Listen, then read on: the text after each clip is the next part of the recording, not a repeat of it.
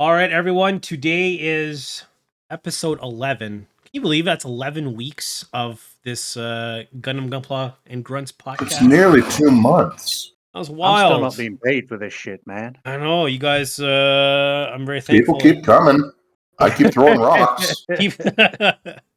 Yeah, so I appreciate you guys for sticking it out. We love the show, man. Don't need no money for this. This is good fun. Yeah. Everyone who's watching, we have our wonderful cast here. We have Mech Wolf Unit. I am barely alive. Hello. We have IC. Right. We have Medica. And for once, I don't feel like I'm dying. Yay! Yay! He's transferred his dying. dying. Dying. He's transferred his dyingness onto me. Someone else suck it up. Someone else caught it. And then we have our Fluffy V. So fluffy. Let me just with the heavy arms intro. Gotta have the heavy arms, man. I love the heavy arms. There we go. Daka Daka. Wonderful. I like how everyone goes silent for it as well. Like, yeah, we enjoy Daka. Everyone. I mean, I still use it in my SD game. Like, it's literally like the Wing Zero and it. I just put them in front of the field and things run into it and die. It's the only thing I know how to play in Gundam Versus because I don't need to figure out melee combos. I just need to keep my distance and Gatling gun go burr. Oh my god. How are you guys all doing this fine week? Okay. Yeah. Didn't get enough sleep, but I'm okay. I've got a lot of Pokemon cards, and I don't know what to do with them. Sell them. Give them to us. Well, that's the thing. I'm actually going to be trading them next week for a couple of new Crown Zenith boxes that are coming out. Okay. But we did do a trade a few days ago, and that's when obviously I got like the Scarlet box. I've got me graded Rainbow Pikachu, etc. Yep. Yeah. I mean, if it's not enough to have a Gunpla hobby, yeah, let's have Pokemon as well. Freaking Pokemon everywhere. Anyway. Well, we had an eventful week. We had the new episode of Gwitch, which we'll talk about. Oh, baby. We had an interesting P Bandai release, which we'll talk about. The Zeta Gundam Verka is in the wild now. It's apparently it's released. So, oh baby, my pre-order's looking so moist on that. I'm gonna enjoy it. Honestly, we'll talk. Well, the Zeta did. Yeah. Also, who's late? Who's getting? I'm late. My bad. Locust Throw Labs rocks late. at him. Kai is late. Where the hell's Kai? He's gone. Okay. Well, we have the Zeta. We have some community kits. We got the cool wall. we got some stuff happening today. But the first thing I want to talk about today is the if we can pull it up here, it would be great. Please excuse technical difficulties. The wonderful episode of Gwitch that. Oh, why? Why? No, why? And this man deserves none of this. I made a meme that got people really riled up on. Yeah, I was about to say on Twitter, and it's like, guys all need to chill. It's just a meme. We're just memeing. We're having fun, but people got. Yeah, I saw that. I was surprised how people got. But then again, it's Twitter. They'll get upset. Yeah, at Twitter can be toxic, but I do this for the memes, and But man, I also really enjoy the inverse of the image. Yes, that's true as well. I think it's worse that I'm literally so old that you remember the meme where you get the kid on the computer just doing his thumbs up, like, yeah, this is good. Yeah. That's all I did to this meme. I smiled, put my thumb up, and went on with my day. Yeah. God damn it. I don't remember that meme. You're old. Oh my god. Gary fans get very Wait, how aggressive. do you not know that meme? Oh my god. I'm 24. Secretly, that kid was me. Oh, holy cow! But yeah, so we watched the Gwitch. And for those people who are watching and don't know, on the Discord, we watch the latest episodes every Salada Sunday at 10 a.m. Eastern. If you want to come by and watch, we do a bit of a group watch. But anyways, for this episode, I memed a little bit, and obviously, there are, Yuri animes and mangas that are actually very gory and destructive. Yes, everybody knows this, or a lot of people know this. This was just for the memes. Okay, let's just calm down. But my boy, my boy Gwell, he got it good. He got just when you couldn't think he could get down worse. This kind of scene was pretty humiliating. I mean, I won't say it's nearly as bad, but it's getting there to like Tokyo Ghoul levels of why are you even doing this at this point to him? Yeah. Because being Jaturk means taking the L. I mean, that's kind of the theme of this show with the Jaturk, right? Just big L. Yeah, no, like, are you? Jaturk is being led by a big L at this point. Assuming he's alive. I think he's L for dinner. I assume he's still alive. I have no idea, but I don't think they'd be mean enough for Ghoul to get back just in time for his brother's funeral. I really just hope. Oh, they probably will. Honestly, I just hope he gets a Gundam at the end of this because I feel like he's earned one at this point. Yeah, he is. He's gonna get. But unless your name is Suletta, Gundam is a death sentence in this show. Yeah, so far. It's Yeah, pretty, you pretty won't bad get your luck. dinner shoved down your neck. You'll literally vomit your dinner up till you die. Yeah, I was gonna say he's gonna get. You get the internet downloaded directly into your brain. Sorry, what was that, Icy? I was like, he's gonna get that Gundam with the big sword that has like the head that looks like the Garibaldi. I forgot what that one was called. Oh, the Schwarzede, whatever it's called. Yeah, he's gonna get that one. The Gundam Schwarzbruder. Can we just call it the chicken shawarma? Chicken shawarma. Yeah, I would shawarma. love to see Ghoul come back and be like a Char character, like the actual Char. But I think he's just been down so bad. I don't think it's going to happen. But it would. We're never going to take him seriously as a combatant at this point, unfortunately. I have a crazy theory.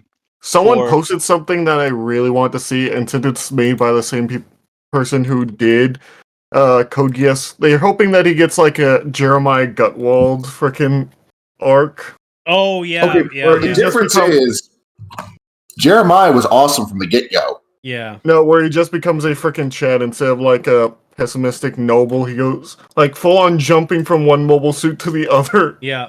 But again, Jeremiah was sorry. Go ahead, Meta. Go ahead.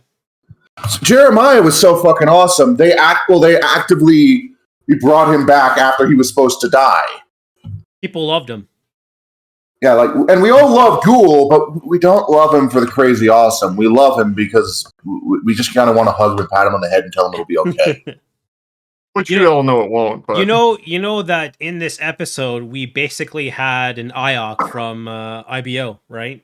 And it was this. I hated him. I knew what was going to happen from the first fucking mode. I was like, don't bring him along. This fellow rookie had basically the whole listing of this guy is gonna die. He's like, I want to go, but they're like, bro, you're a rookie. You have no experience. And then he argues, yeah, but I was at the plant and I proved myself, so I'm good to go.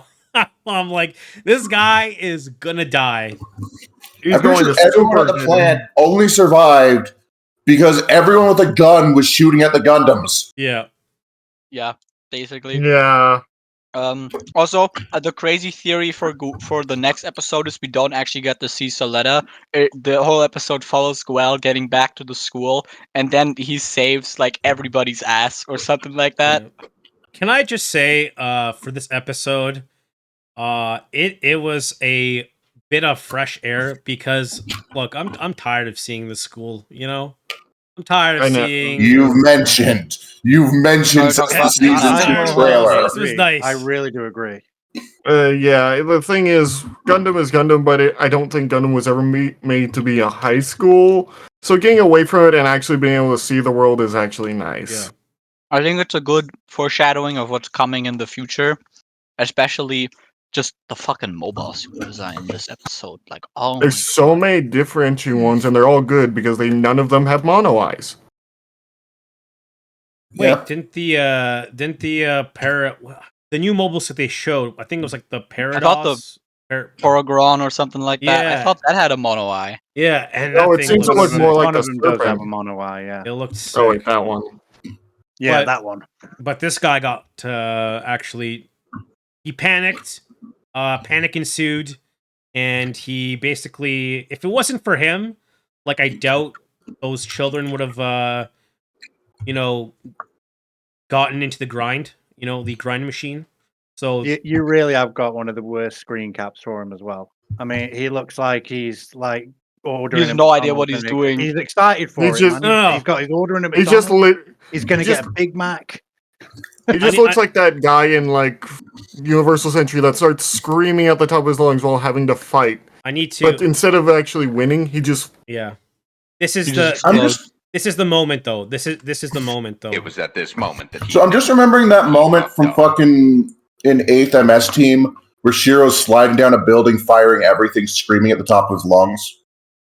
Yeah, but he's and a main hitting character, nothing. so like I just I want think- like Khan written on the bottom of this. Just fits it. Khan. I think the worst part about this scene is that like the other two people in the mobile suit are like, dude, don't do it. Just stay put. And he's like he literally had one job, and that job was to just stay there and don't Instead, do he anything was- stupid. Yeah, no. And then he was so scared he was gonna fucking die. He ran out into the bullets. and instantly died. He instantly died. But rip to him, and he did his best, but he was not meant for the Gwitch world. So He was not meant Poor for guy the big just wanted to be screen. force fed his dinner by Ocelot. That's all he wanted. Look, he's ready for it and everything. there was it overall was like a good episode, but there was an issue that I did have, and Oh no, don't do it, man. Don't. We just The- spent an hour talking about this. the issue I No. had was that so Earth has like these ammunitions and stuff, and they're Yep. combating the the spacey and mobile suits, and they're not doing anything to these suits, right? We had rockets fired onto them. They're shooting bullets on these mobile suits, and they've even had a goddamn explosives, and they come out unscathed. And I just want to play this clip here. It's about a minute long, and I just want to show you what I mean by what I'm saying here. Let's play this clip. Yeah, let's go, man.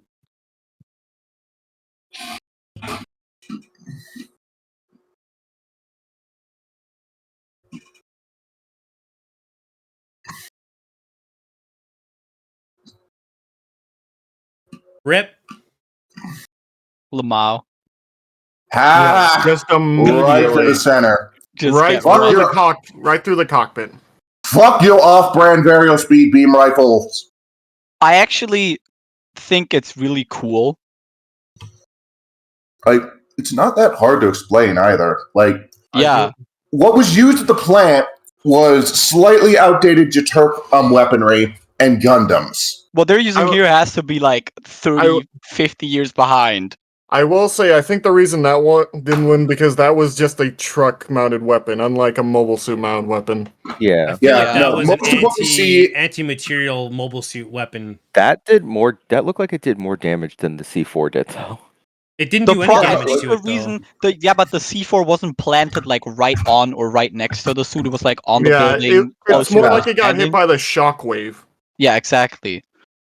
I think no. I actually think this scene is great because it shows you exactly how dire and basically impossible the fight is without the thorn and the because Right. those are the big weapons and they're just fighting with whatever scraps they have left, which have to be we don't know the timeline, but 50, 60, 100 years behind in tech. Yeah, but I will. I feel like the mobile suits that are designed now are meant for like kind of like anti-beam as best as they can. So I feel like it would be Well, I mean- different if you're doing ballistics, right? Like that gun on They the still truck use- was definitely for anti mobile suit weapon. Like Okay, you say that. However, the Cathedral forces were using some ballistic weapons. They were using physical missiles, and solely because this is a fight on Earth. They don't have to give a crap about looting space here. Yeah, I mean that's like true. the The heavy uses a missile backpack thingy. I will say it's actually nice to see the Earthian suits move in like this. Like, see, they look like serpents from Endless Waltz, but they're still Love really the nice. serpent. When we rate in the serpent. The big problem we had with it that took us a while to discuss it with me and I like just going at it for a good 40 minutes was the suits take null damage from anything until Ocelot Ramsey sword through one.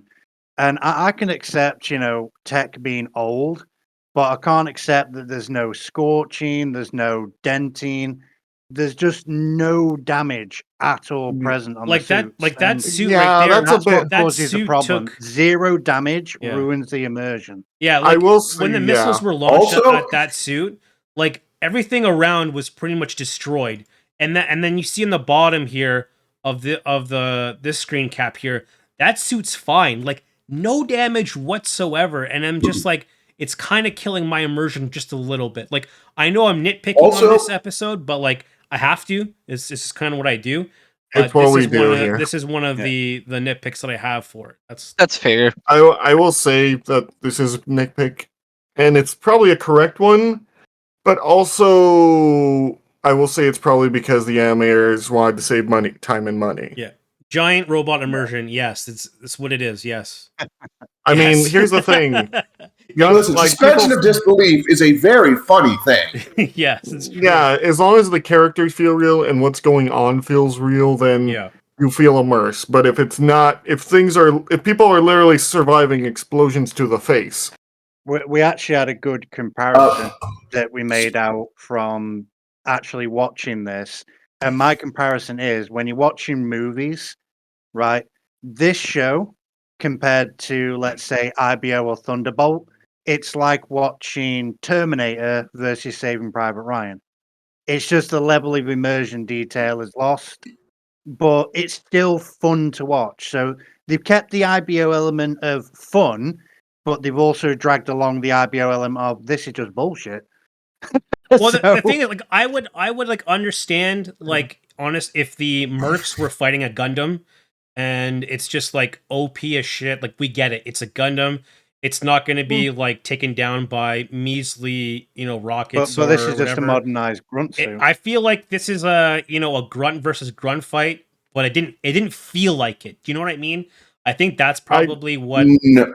Honestly, as someone that loves actual grunt fights like they do in like Thunderbolt, where they actually show a bit of back and forth instead of just one side clamoring down on the other, this was okay, but I feel like it could have been better. Yeah, this was a clear curb stomp, and it was an understandable curb stomp, but at the end of the day, it was so brutal. You can't really pick either side, and you're just kind of left with, well, I hope Google makes it out of this. Yeah, exactly. I think I will agree, though, that animators trying to cut a bit of time and costs. Yeah. I would actually level on that and say that would be a fair assumption in these scenes. But I'm sorry, I've just they still made it look good. Yes. It's just that they could added that little bit more to make it spot on. It's still near the target, though. It's better than being, back in the school, for example. Yeah, and like I said, guys, more this of this, is more of this this, is- bit more battle damage. I'm in for. Yeah, this is just nitpicking, right? This is, the show. The episode Yeah, was it's still not going to really make good. the episode bad. It's not going to make it bad. It's a good episode, but I don't think it's because it's away from the school. I disagree, I'm but fine that's with- okay with me. I'm fine with the school, and I don't understand your hate on. I'm also fine with the school. I'm fine with the school. I just want a bit more because I feel like the school is just there's You when feel they're like at the it's holding school, the I show feel like back. it's until recently it was just like, okay, well, none of the main characters are gonna die. There's no. We saw Aelin die episode 6. Well, It's I too mean, mu- he's disposable, so. That's I mean, here's the thing. My boy. Well, I will say it is more of the tournament. It's the feeling of the tournament arc. You don't really. Whenever there's a tournament arc, sometimes tournament arcs can be used well, but in these kind of situations, they cannot. Apologize to G Gundam right now. I said they can be used well. Yes, they can. And be G used Gundam well. is a point. Look, G Gundam is a whole different thing. Okay. But here's the thing: Domon can lose, and this Stella is not really allowed to lose. He can't Like, lose. does Domon lose? You say when? Yeah, no. When does Domon lose? Because this is the man who walked Did in you the not finals. see him declared fight the big Russian robot and like basically get? That- Still has a tie. I mean, a tie. That was a I tie. mean, like, okay, Yeah. what But about? like he We won probably the should. finals, declared he was going to beat the piss out of everyone, and then beat the And you piss out beat of the piss out of everyone. everyone. I was talking about before the finals.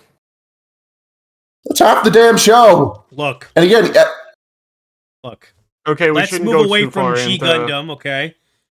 fine. More Better importantly, you know, we had Ocelot lose a son, we had Guel lose a father, and now now they're they're adopted. Okay, Not their family. they're family again. They have a family.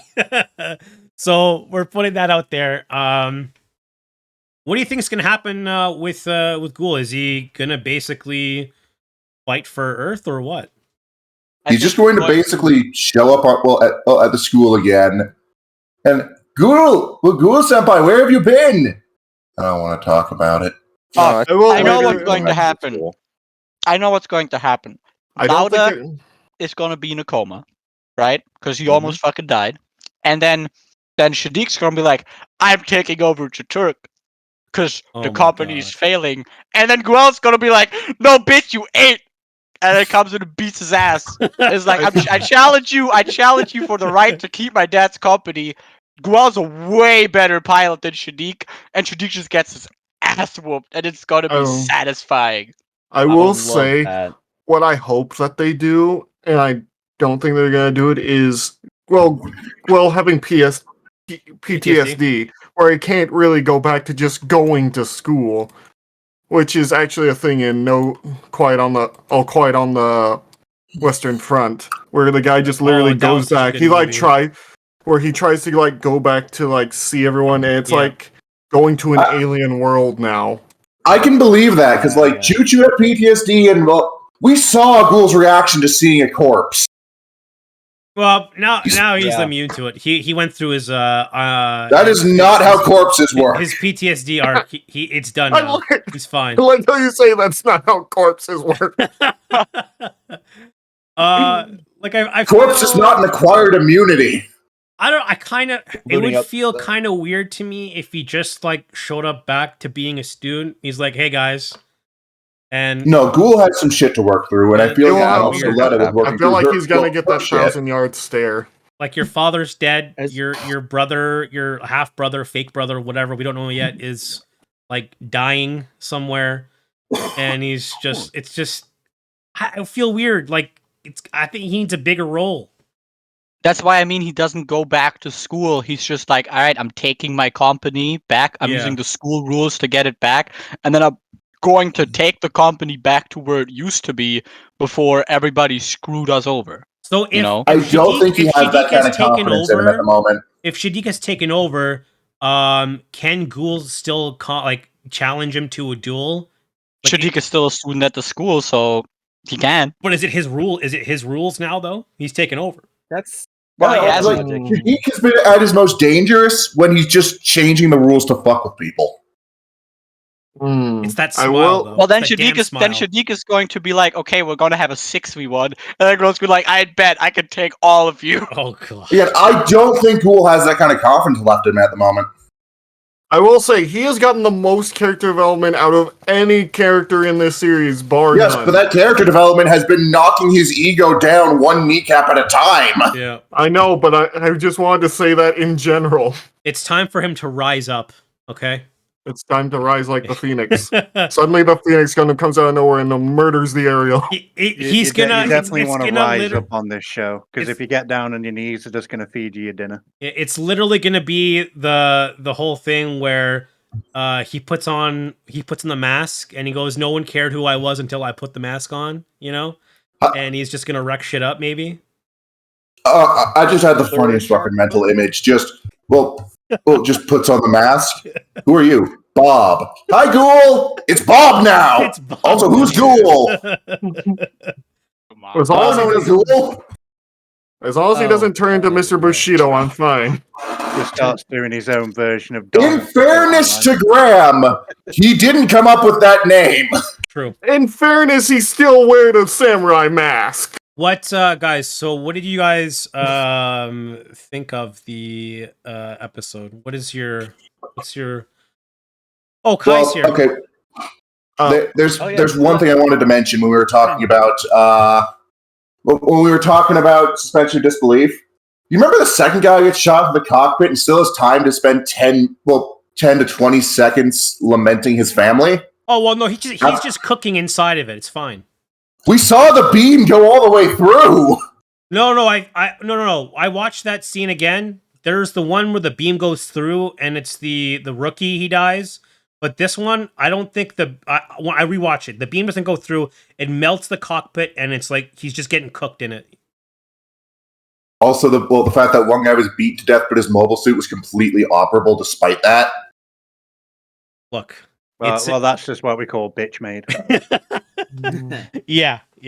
Look, okay, you know what, Medic? What's your score on this episode? 9, but only for the suspension of disbelief, and also because of the Twitter flash mob claiming that Suletta shouldn't be the protagonist in favor of Ghoul. Yeah, God forbid. I like Ghoul, but I'm just tired of seeing people bashing on her, even when she's not present. I think it's just a lot of people have different opinions of Suletta being an MC because I feel like it's not an MC that many people are used. Like I say, people who have like been around. I don't even know what I'm trying to say. I think what I'm trying to say is she's not your typical main character, mobile suit pilot. I guess that we've come to really known from a lot of series, right? I think maybe that's the issue. I feel like she's very typical. She's very typical. Social interaction. She's very typical of now. Completely terrible at social interaction and a total fucking badass in the mobile suit. Very But is she? I disagree with you. I don't think she's a badass in the mobile suit. Yeah, no, at this point, the real question is, yeah, is it Suletta or is it Eri? And I find the question compelling. I feel like it's more. I just feel like it's more Eri because the bits get used so fucking often. It makes it really hard to see, like, her fighting without the bits, just because we've never seen her fighting without them.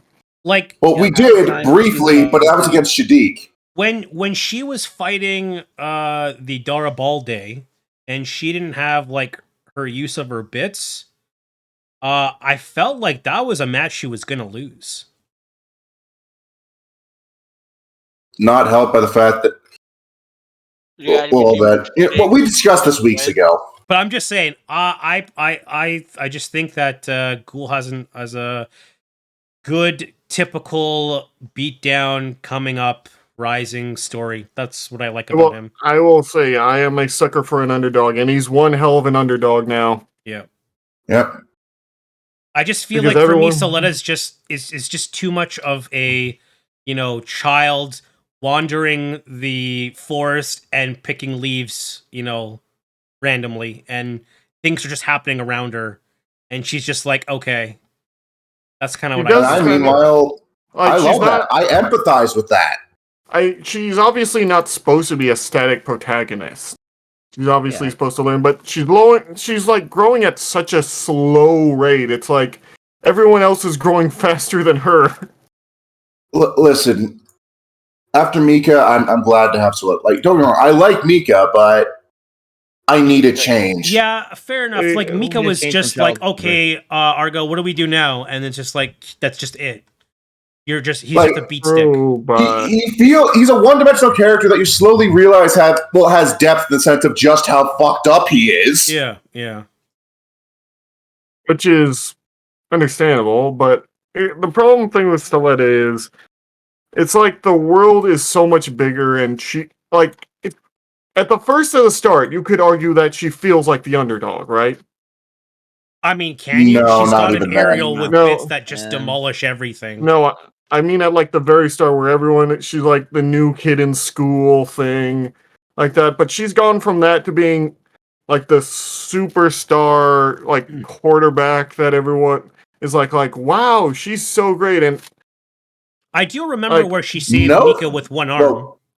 She's been lifting weights. Oh No, yeah, I mean as a Gundam pilot. People keep saying of how great she is at it. well, that's because nobody in universe knows about Eri except for except for 4 people, and one of them's dead. But yeah, I have a sucker for like underdogs, and she's not that. All right, so Wolf, what are you giving this episode? I'm also gonna give it a 9. I'll admit the damage you point out is a problem. Like it's kind of like why Seed had those freaking phase shift armor so that they wouldn't have to show damage. Yep. But yeah, overall I do like the combat. I do like seeing Earth. I do like seeing what's going on Earth. And dear God, someone just give that man a hug. Yep. Kai. I was entire discussion. I'm gonna say 9 out of 10. 9 out of 10. Not full 10. I don't know reasons, but it was I. Okay. Fluff. Give me the fluff. I would say a 10, but I've got problems with just damage control and not seeing any I like to see damage effects of combat, so I'm going to give it a straight 9 as well. But I just also want to throw out a point too. There was a lot of solo piloting done there, where these guys, they had no assistance. They're just using the suits. They've got standard controls. They did really well in that. And just to add to that, because I didn't want to butt in on everyone else because they're so passionate about Silhouette and everything else, but I'll point this out, right? Silhouette to me is a 2-pilot Gundam. She's literally like a Jaeger pilot at this point, where one pilot is an AI. And all the other pilots we've seen in the past, they're straight pilots. They go 1-to-1 with their suits, where Silhouette is more of a 2-pilot system at this point, especially with gun bits and everything else. So what you're saying is the Ariel's the Quan. Yeah, in a way, I can agree with that. It's just, it's not important to the episode itself. So the episode I'll give a 9 out of 10, but I just wanted to throw that out that this is the first Gundam pilot we've actually had where it's technically a 2-pilot system. We just didn't know about the second pilot till now and had it confirmed. So I guess that I want to throw that as that's a different thing that we've got in this show. Okay. So overall, it makes the show have its own thing, which I like. So I will carry on with that. Yeah. So 9 out of 10 for this episode. I don't want to be that guy. But there is a Gundam that technically does have a 2-pilot system before this. I know, but I don't want to throw it out there because it'll cause confusion. We'll be here for 10 minutes discussing it. I see. Well, I don't mean the unicorn, like the Phoenix. I mean, no, I didn't mean the Phoenix. Oh, okay. I see. Then you're thinking of the same one. Yeah. So we'll be here for 10 minutes. So I would have given this episode a 10. It's great. It's perfect on all levels. Yeah.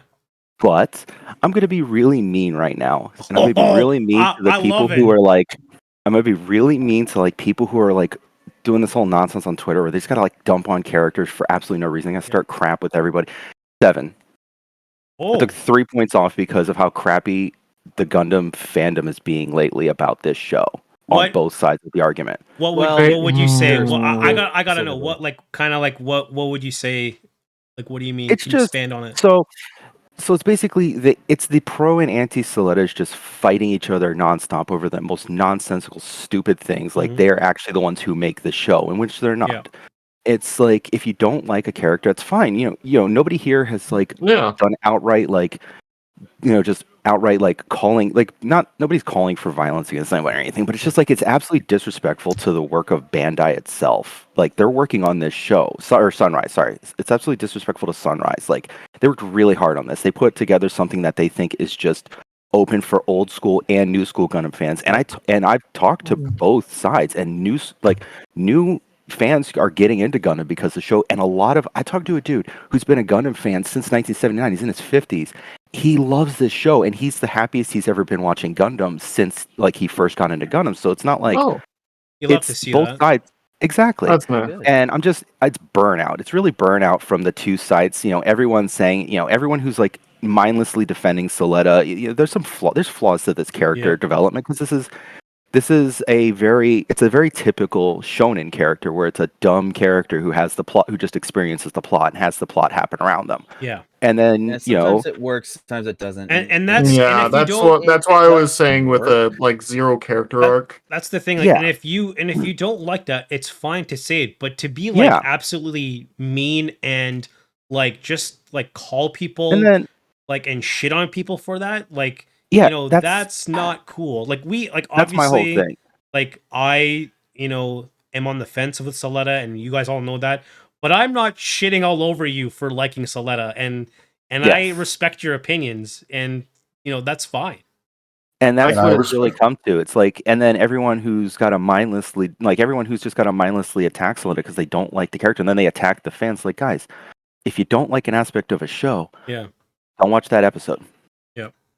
Wiki the plot afterwards. That way you're not missing anything plot related. Yeah, I definitely agree with that. And I'm just burned out from like the animosity of the fandom in general. So, an episode that the more, admittedly the anti-Solettas, no offense to anybody who thinks this, but the anti-Solettas have been shown to be just a little bit more toxic. Yeah, so I'm going to be mean to them and give it 7. They're all, I will say both sides have not been great. I will and enjoy the show, people. And I'm going to do that to the next episode that's really Soletta and Mio heavy, just to attack the Yuri fans. Just to even it out. Attack the Yuri fans. There's no reason to act like on the chin. There's no reason to act like that, so you all got to pay too. Yeah, it's just like, there's no reason for either side to act like that. I will honestly say, while I don't really like Soletta, I've more than given her, I think, a fair chance in the first season. Yeah. She just hasn't wowed me in any which way, but it's okay to... I can see some reason why some people would like her, besides the Yuri. Yeah, I'm not going to hate Icy or anyone else that likes Soletta or enjoys Soletta. Like, I don't hate you. We can all disagree and we can all agree. That's fine. It's just like people get very, very sensitive and very over the top. And there's some stuff that I say on Twitter that gets people riled up, and mostly it's just for memes. But people really go on there and really hate on you, and it's just like, I just need to relax. It's not like. Everyone can have opinions, and sometimes this is just for memeing, and it even says, I'm just shit posting, and people still just go hard. I'm like, okay, people get like, it's not going to be the death. This show is not going to be the death of Gundam. I'm not sure anything can. No, but you can like Soletta. Immortal as Pokemon at this point. I will just say, you can like Soletta, you cannot like her, but there's no reason to start screaming to the other side of the aisle for no reason. Lucas, that's what's great about this show. Oh, sorry, okay. Icy. Yeah, I I'm going to give it a. Well, let Icy finish his thought, and then we'll go to. That's what's like really great about this show too, is if you don't like Soletta, there are really other great characters that get featured quite heavily, like Yul, that for you to like. Yep. So it's just something for everybody on this show, and I'm just tired of seeing people complain about when their something gets featured. It's like, it doesn't mean that the other something was bad. It just means your stuff was good today. Yep. I'm here for the Yuri, but I can appreciate this episode. I just wish people would stop fighting. Yeah, exactly. Locus. They're just starting their own Gundam war. Locus. Let Locus get his rating out. Come on. All right, so I'm giving it a 10 and a 0. Explain I'm giving it a 10. Okay. I'm giving it a 10 because the episode on its own, just like most things coming out of Gwitch, is fucking amazing. Yes, I do agree they could have done a little bit more when it comes to, showing the damage, especially because with me being a Homeworld fan, I really love that stuff. But honestly, we have been spoiled by Build Fighters. It's a minor thing to overlook in my eyes. I'm giving it a 0 at the same time because my entire Twitter feed was full of older Gundam fans hating on the show and being like, Gwell needs to be the protagonist of the show, fuck Soletta, and other people being like, no, fuck you guys. Yeah. And it was just completely pointless. It was really annoying. And as a new Gundam fan, I don't get it. Sure, if you watch anime as a living or something, you can definitely find a lot of faults. But as somebody who's more casual in watching shows, everything about this is great. So it's just like, can we just enjoy this amazing thing and not sit here on Twitter posting 100 comments under the say like 100 comment long thread about why this is shit or not, because I made a post being like, I really like this episode, I really like the last episode, and then one of my right winger friends went on a rant, and then all his friends went on a rant under it talking about why the show sucks, and I was like, Boy. I wasn't asked, can't you just fuck off, please?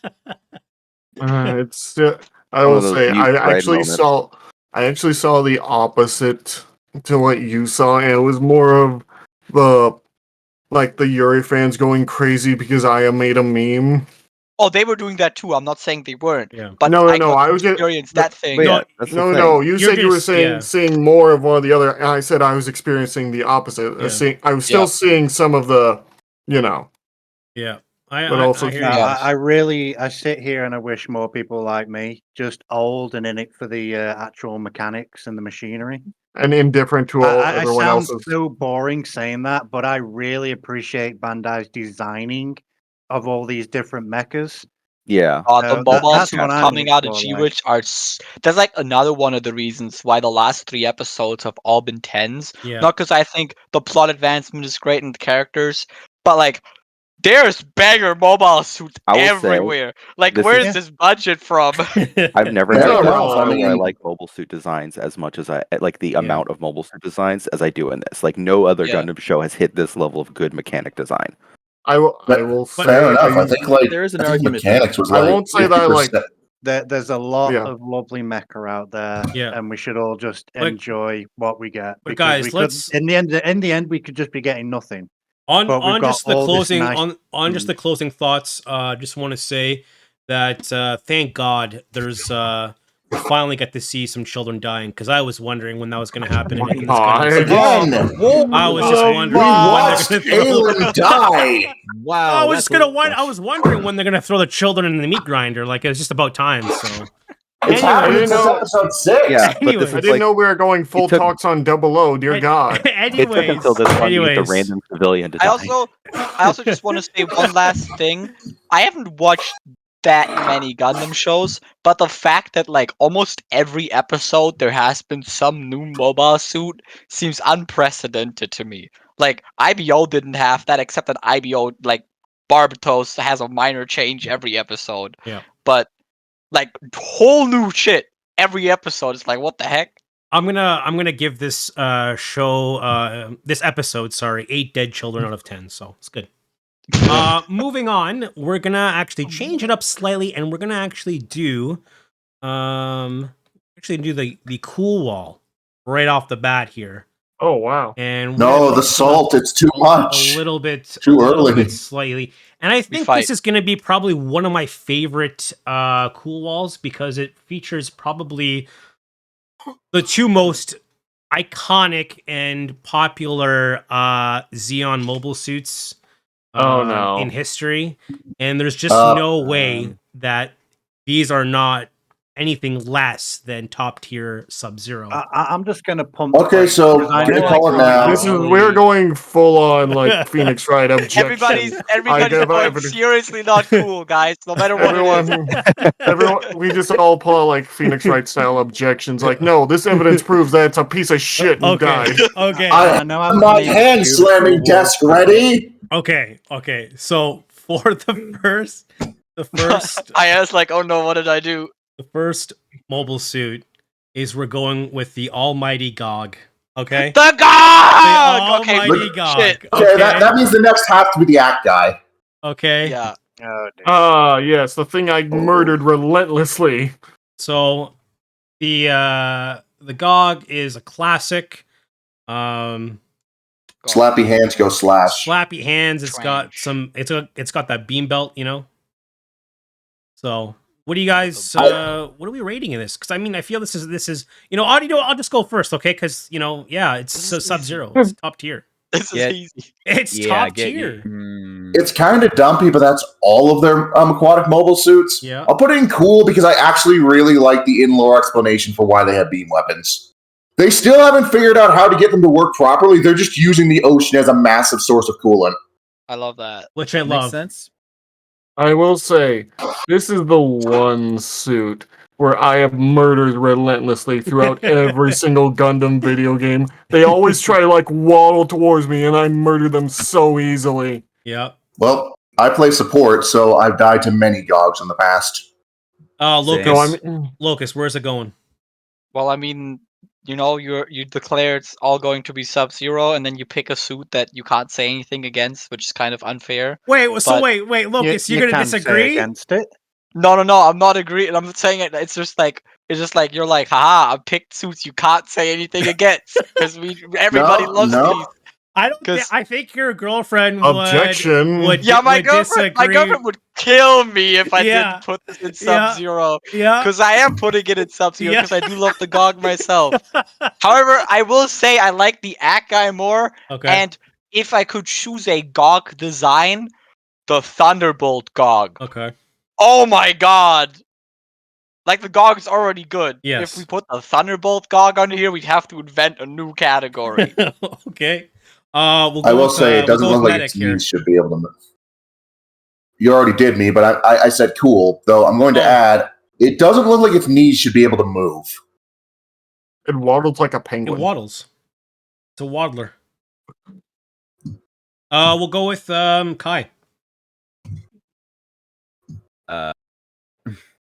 There's a mutual that really likes the GOG. I'm a little on the fence because GOG has never been my favorite Xeon design.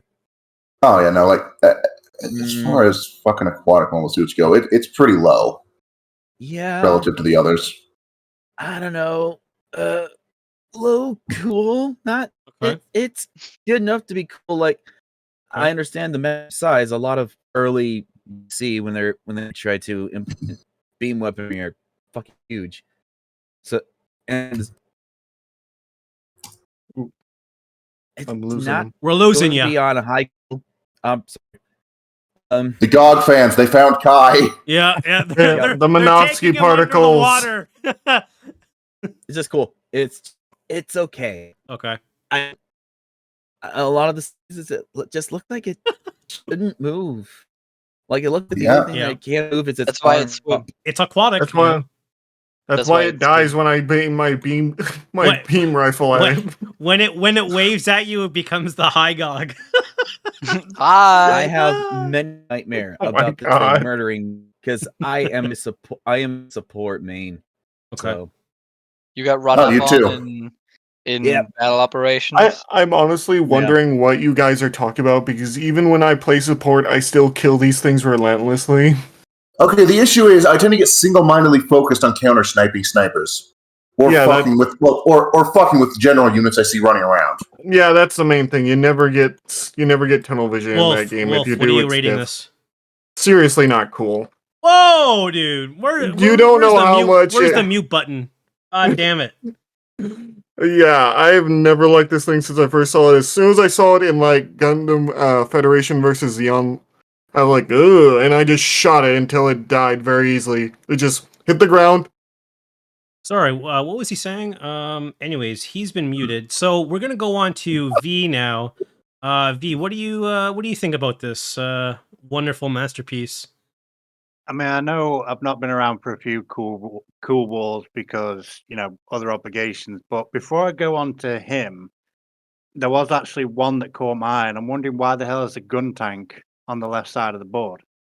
Well, that's unfortunate. I put it there. We all said the gun tank was great. Very biased, I see. Workhorse, and it's a beautiful piece. See, unfortunately, I guess this is why we're going to fight. Unfortunately, and I'm seeing the head cannon is not in Sub-Zero, and I'm wondering why. Unfortunately, you were not there, so it's just gonna. We're talking about the GOG, okay? High end and not cool. Look, we need to focus on the GOG and why it's Sub-Zero. We're going to focus on the GOG. You want me to focus on the GOG? Yeah. The GOG is a piece of boring shit. Oh, jeez. Like I have a rule, right, with mechas. They have to give me the fizz for me to want to build kits of them. The fizz being, I really like that kit. I really like the design. Okay. The GOG is so boring. It's got nothing to it that makes me go, oh, this is great. This is amazing. Or even a case of, that's a really good grunt suit. Yeah. Aquatic, so what? It's dull, it's boring, its backpack design is literally, Looks like someone just slapped the exhaust from a Panther tank on the back of it, which is not good unless it's a Zaku. And honestly, the GOG is just dull to me. I'm not going to give it absolutely terrible, which is the seriously not cool. I'll put not cool because it's boring. I mean, this is kind of why why we kind of do this. We tend to do this last because your input kind of sucks. But well, you know what? Don't bring me sucky suits. No. I respect the GOG because obviously I know it's got its own fans, but to me, I'm afraid it's just boring, man. I'm sorry, it is. Did everyone make their selection? I gotta agree with you. Can I go on my GOG story of murdering them? I didn't. No. I will mute you. I will mute you again. When do we do this GOG? Cool. I just put it in the cool because I've got a mule who's like absolutely awesome. So, Icy, did you make your spiel? Not yet. Icy, please. Okay. Can you actually provide like some intelligent reason why this is Sub-Zero, please? So, unfortunately, I'm not going to put it in Sub-Zero, but I'm also not going to put it in Seriously Not Cool. Okay. So, what I'm going to do is I'm not a big fan of the design, objectively. I just am not a big fan, but I really think the claws are awesome. Okay. They are, because they just are. And I have a huge nostalgia with this, because this was like one of the first action figures from Gundam I ever had, and I played with it like relentlessly because the claws were so cool. So, my nostalgia, I'm a big fan of nostalgia, and it won't let me put it as anything less than cool. All right. Just because of my nostalgia.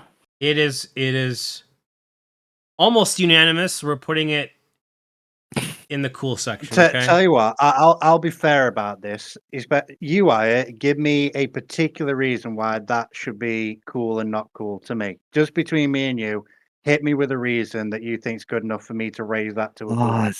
I mean, it's a grunt suit that has a goddamn like beam waist. It basically like so your selling point is that it's got a Batman style utility belt. Look at how compared like to the other grunt suits, how many of them have a goddamn beam cannon waist?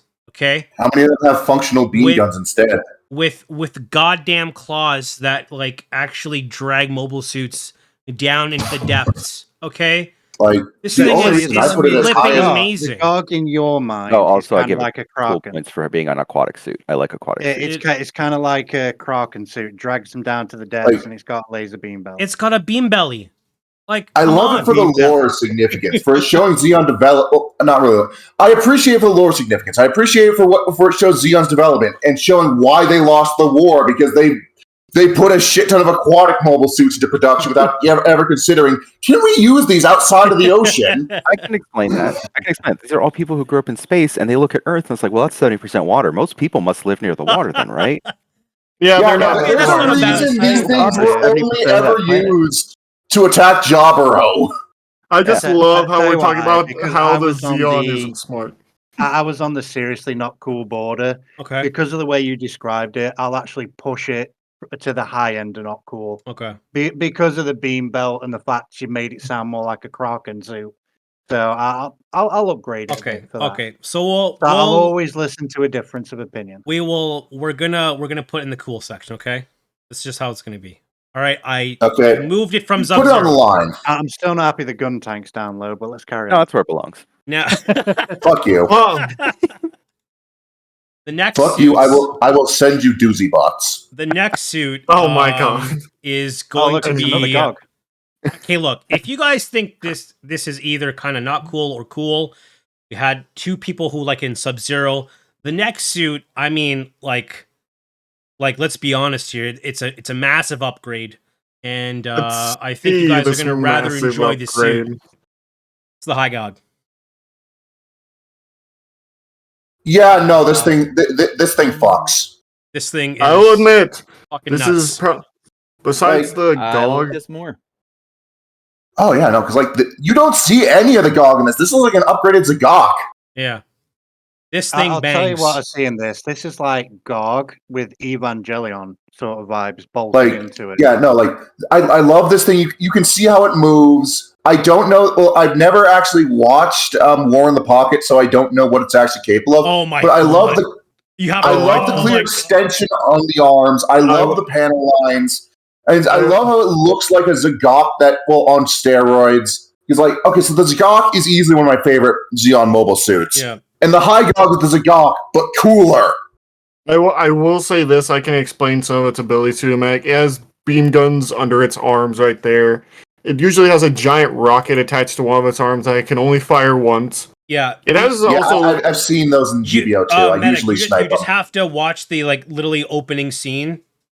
This thing wrecks. It is insane. Yeah, no, I love this thing. This thing's going in fucking what's the highest category again? Sub-Zero. Ice cold. Sub-Zero. Well, it looks menacing too. It doesn't. It's not like the GOG where it's chunky boy, right? With a beam. It took the Kapula arms and made them work. Yeah, it is. I mean, this thing to me makes the GOG look like a prototype, whereas this is the finalized concept car version. No. You put this in the GOG in the room, and then you think, well, and you just feel bad for the GOG. You feel so bad for the GOG. It's let itself go. Meanwhile, the High GOG never misses arm day, has shoulder pads of doom, is probably fucking your girlfriend. What the fuck? Okay. I was not expecting that last one. Okay, so we know where Medic stands. Locus, where do you stand with it? The High GOG? Yeah. So, as a mobile suit design, I really like the High GOG. It looks maybe a little bit goofy, but it already looks really mean. Yeah. So, I think it's really cool. I will say, though, that the model kit has a slight problem with the arms being very hard. They are so long. Yeah. But it's still in Sub-Zero for me, because I just love all the aquatic suits, and that's how it is. Okay. I'm disappointed to learn that the arms are not good on the model kit. Yeah. It's not that they're not. It's not that they're just completely trash. It's just if you try to post them and raise the arm post, they're just gonna slump back down. It's an old kit age. It's an old kit too. I think that's more about its age than its design. Yeah. I see. What are you giving this mobile suit here? I'll be honest. We need to make a special category for kits that supersede the chart because I'll put this on that. I love the design of this. Okay. I don't have the model kit of this. It's definitely on my want list. But yeah, I don't have, it's an older kit, so I'm always hesitant about older kits. Yep, but it's an aquatic suit. It's got the big giant arms. If you want, I've never seen. I always have a habit of missing the opening scene of War in the Pocket, so I just went and watched it. And yeah, the thing's just on land, just wrecking the Cold District gyms, which we love to see gyms get destroyed. Yep, especially on this podcast. How can you lie? Fuck all of you. Yo, for that reminds me. Forget what I said. This thing is going in seriously not cool. Whoa! It's a fun design.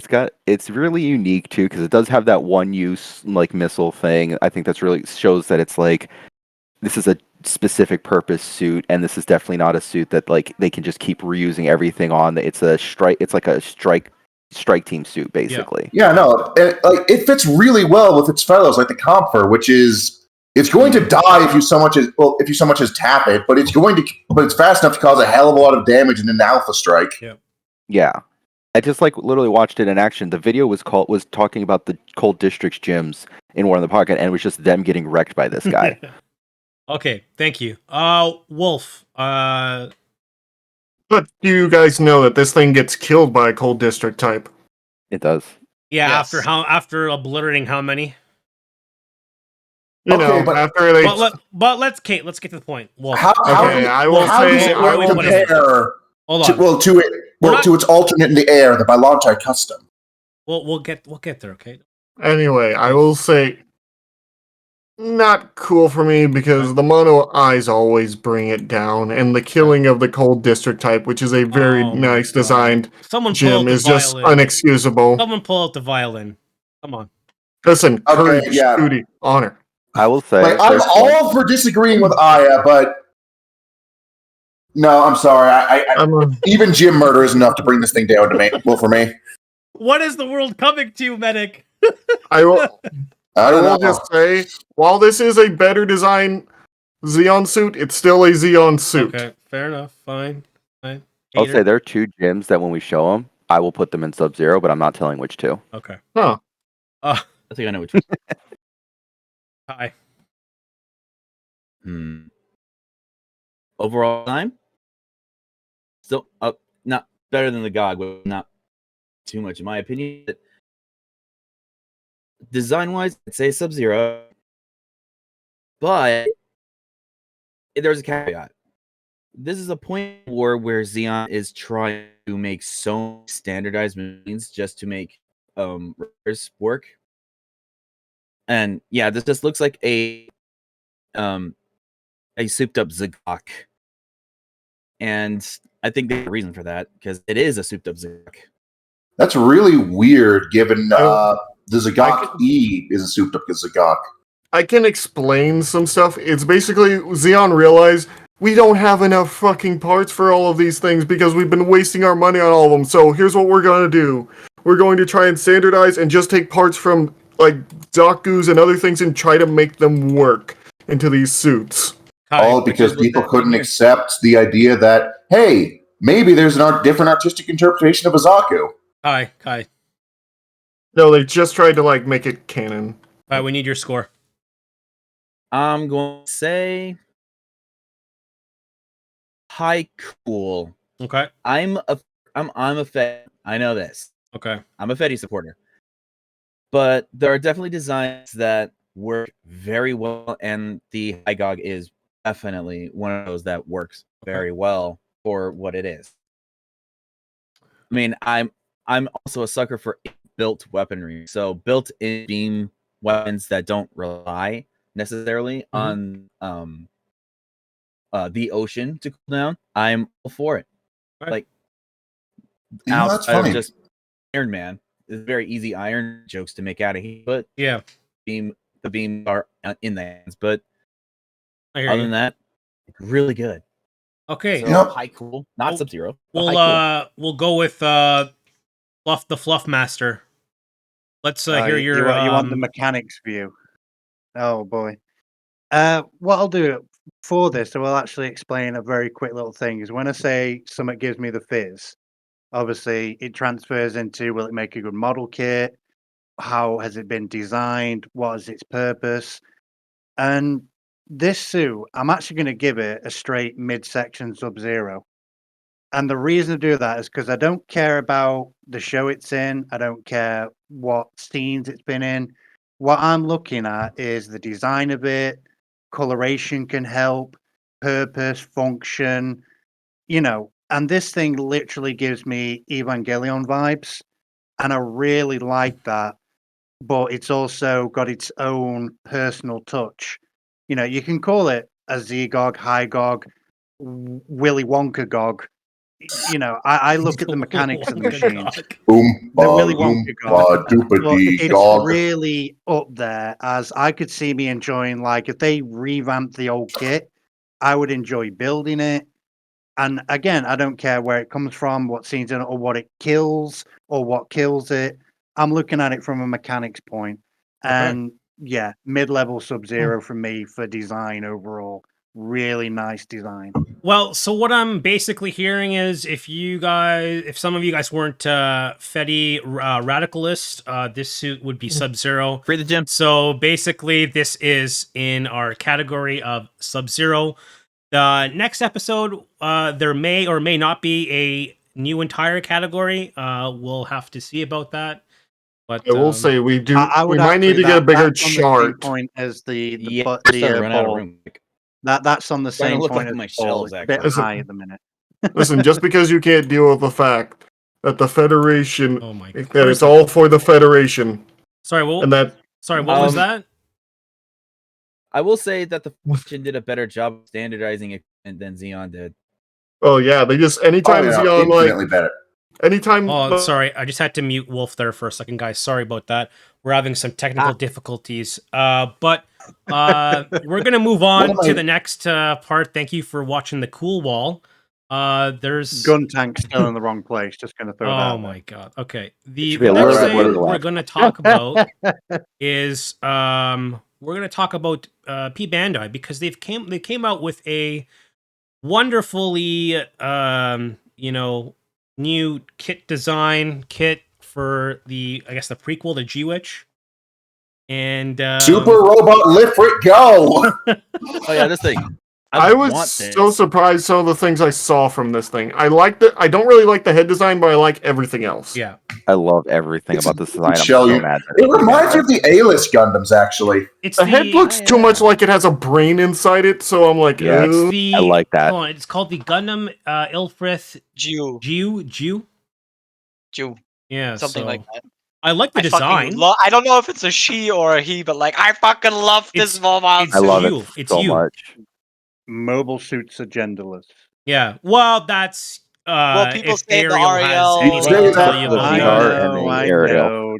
I'm 90% certain the And Noble Barbados is a Gundam guy. would also be like, asking you a couple questions too. So just letting you know. I mean, you'd have to ask the pilots what they think they are. I'm pretty sure the Devil Gundam is a they. I mostly refer to the mobile suits with the gender of their pilot, so yeah, that I can agree with. That as a also good like way to do it. everything in SD. True.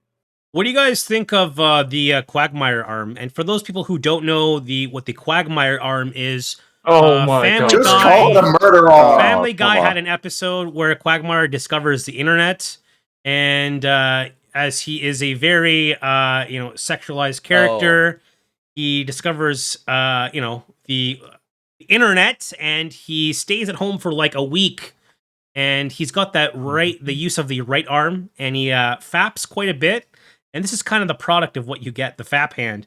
So what do you guys think of the fap Gundam? The fap hand Gundam. Oh my god, we're not calling it that. I'm the lewd tuber here. Please step off my turf. All right. I can I go first with this? Yeah, medic, please. I will be honest. This thing looks actually pretty cool. Like, it looks more like it's a melee weapon, even though some of the scenes you're probably going to show in a minute show that it's not just for melee. Yeah. But it looks silly, but I'm a lover of G Gundam, so I can't really say anything. I know what... Sorry, just a thought occurred. What? This is the Gundam Tertium. Gundam Tertium? Yeah, well, from Re-Rise. Gundam. Yeah, it had the one giant claw. Oh, it did. It did. Yeah, no, and that's the original fucking color scheme. Huh. Oh, shit. Damn. I think that Gundam Tertium did it better, in my opinion, because this just kind of looks like a big hand. I will say, having the big hand be the only weapon looks a little silly until you see what it can do, but still. It's like... Special beam cannon. Okay. It's everything in one. It's like a giant bit, it's a massive fist, and it's like a beam weapon as well. Like, you know what I mean? Yeah, but the problem I see with the super robot punch, and I love it.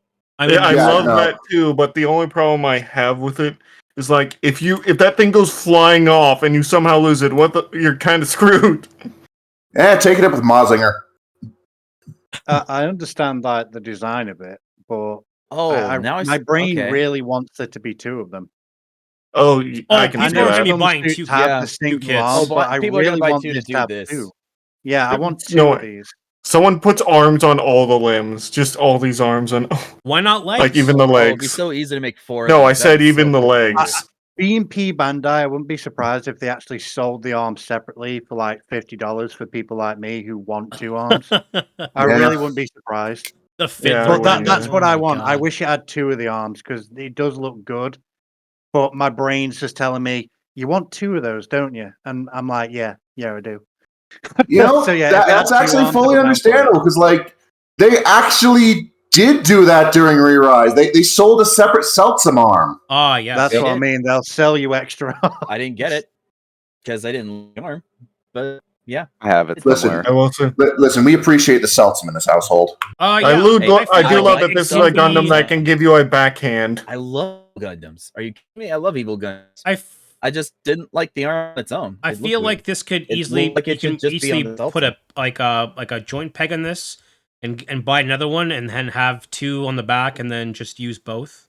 So the other thing for the people who like don't like the arm, it reminds me of one thing that it's gonna make you regret that. Tell me. That arm looks almost identical to the arm, looks like very much like a Gundamized version of the arm from the Megas from Megas XLR. Oh my god, you're right. Yes. Yeah. We dig giant robots. Yeah. Well, I dig giant robots. Design-wise, it's very since much I got- a Gundam version of that. And since I got I'm my good with girlfriend that. into it, chicks dig giant robots, so... There you go. Megas is a goddamn treasure, and we should watch it sometime. I'm It's even got like yes. some little I mean, spoiler it on was- the back of it. I mean, they literally have a Char in the show, so... Oh yeah, no, fucking Evil Coop is a Sazabi.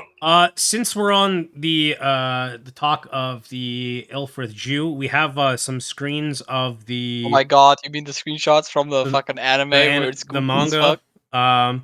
Okay, is Oh, it the just manga. me or does this? I don't know if it's a female or a male. That's a 10-year-old boy. Okay, it's a That's a 10-year-old 10-year-old boy. See, I boy. couldn't tell. Okay. But I like the hair design. he's got crazy like the fucking tail eyes. Am I right? Like that just Yeah. this is just a crazy kid. Like Yeah, I feel like it No. takes a crazy person to goofy, pilot dude. that kind of Gundam. That kid It has seen some looks shit. kind of like the like some of the eye options. yeah, no, like yes. All things considered- God Eater or Code Vein, but that looks better in 3D and 2D. It looks like he's fucking crazy. Like unhinged. Like you know what he's Yeah, you know what he's like- drawing? He's drawing the FAP arm destroying mobile suits and Stop stomping on calling it people. that. Stop. Yeah. He wants that, to use the arm to destroy a colony. You know what it is with this kid? He survived the war crimes. He's Oh one of my the God. survivors. Yeah. High Honestly- five. But it does More honestly, child the- soldiers going on, huh? but it does look amazing though in the manga. I have to admit. Like However, Oh, I have yeah. to say, Oh, it when I looks look at really this, good. the Like, this arm, art is amazing. the arm Like- looks so much bigger than than it does in the fucking kit. Like this arm is Yeah. like twice the size of the It, mobile loo- suit. it looks like a Psycho Gundam arm with how Yeah, big that's it what I looks was like thinking there. too. Either the Psycho Gundam just or the. saw- Well, I mean, 4's not using it anymore. I I think just saw that the Geo has posters on the leg. It's an instant favorite. I I think love the high mobility look. Love it. Love it. Love it. Love it. I think I know why the arm looks smaller. It's because they might have not been able to make it bigger. Like if they made it bigger, the The kid Gundam might have not been fallen able. over. stability Yeah. issues. Yeah. I love how happy this kid looks while he's probably killing Yeah, somebody. just- He's like, yeah, Yeah. let's go. Just yeah, totally let's take out zoned those out. space noids. This, Yeah, no, this I kid brought it is- up. Oh dear. That the machine looks like the turret ship. It really does feel like it should be in a build series.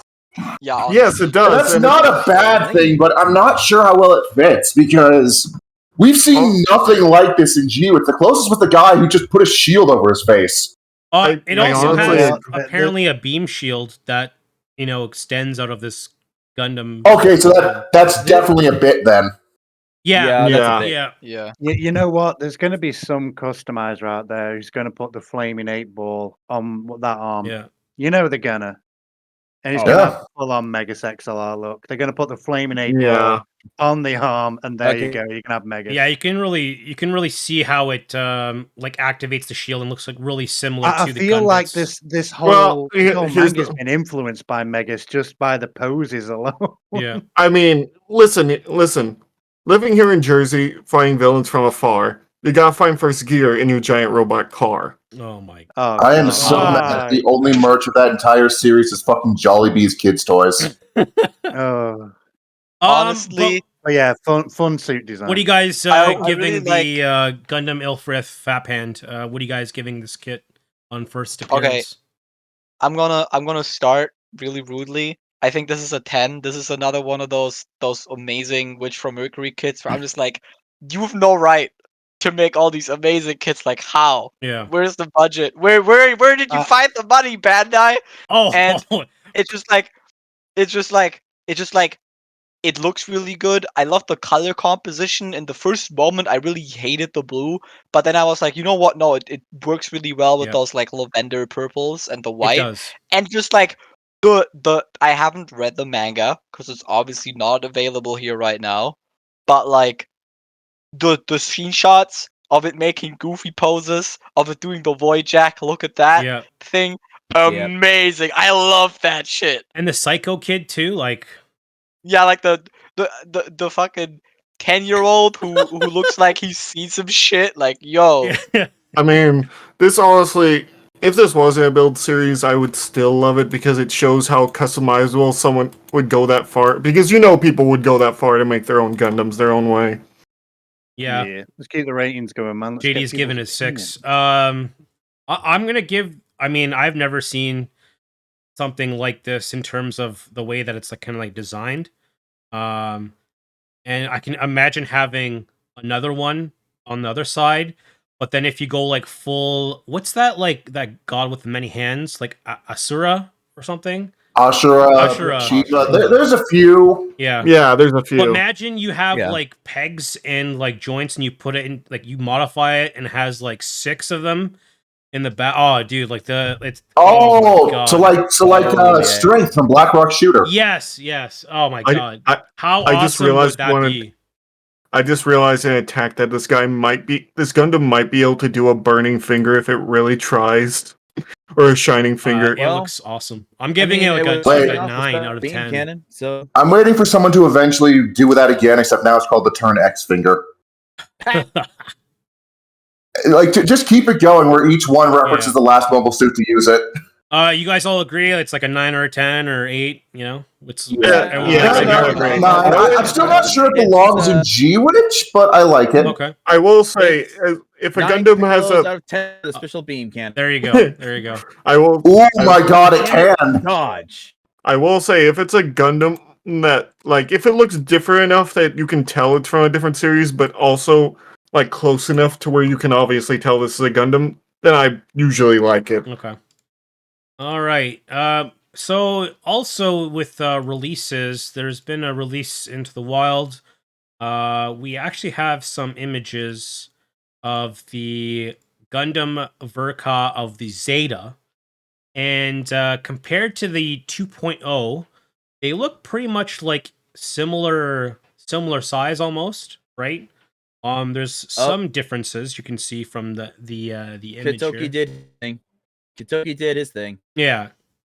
He did like the chest fin things. I'm already a fan. It looks good. Do you guys do you guys know if anyone know anyone that has actually built it? Okay, no, so not yet. I'm obviously No, a I new don't think fan. yet. Not built it, but I do have the pre-order in one of the first shipments. Okay. So I'll let you know when I need to one. find two. I don't know how many people who built master grades. So the right version is the new one, right? The Verka is the new one. The version 2.0 is the older one. Okay. Yeah. So I have 2 things. I like the yellow on the 2.0 more than on the Verka. Right. I think the more orangey yellow works better with the red and with the blue, but it is undeniable that the level of detail on the Verka is a lot higher, and some of the lines are a lot more pronounced. Like, look at the shoulders. Like, there's a lot more. Those shoulders are a lot harder, and the general color composition seems a little bit better. Yeah. Like the blue's darker, the red is a little bit darker.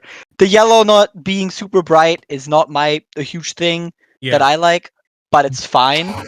And it just has more general detail. Like, there's nothing to complain about. It just looks better.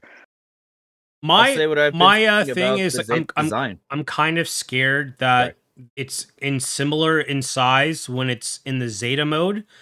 But when it gets to the Verka and the version 2.0 in the actual jet form, it's smaller, and I'm just like, my mind is like, this is gonna be so fragile, and I don't know why, but I just have a feeling it's gonna be a bit of a grenade, but I don't know. Oh, wait a minute. The funny part is that the 2.0 is actually more of a grenade.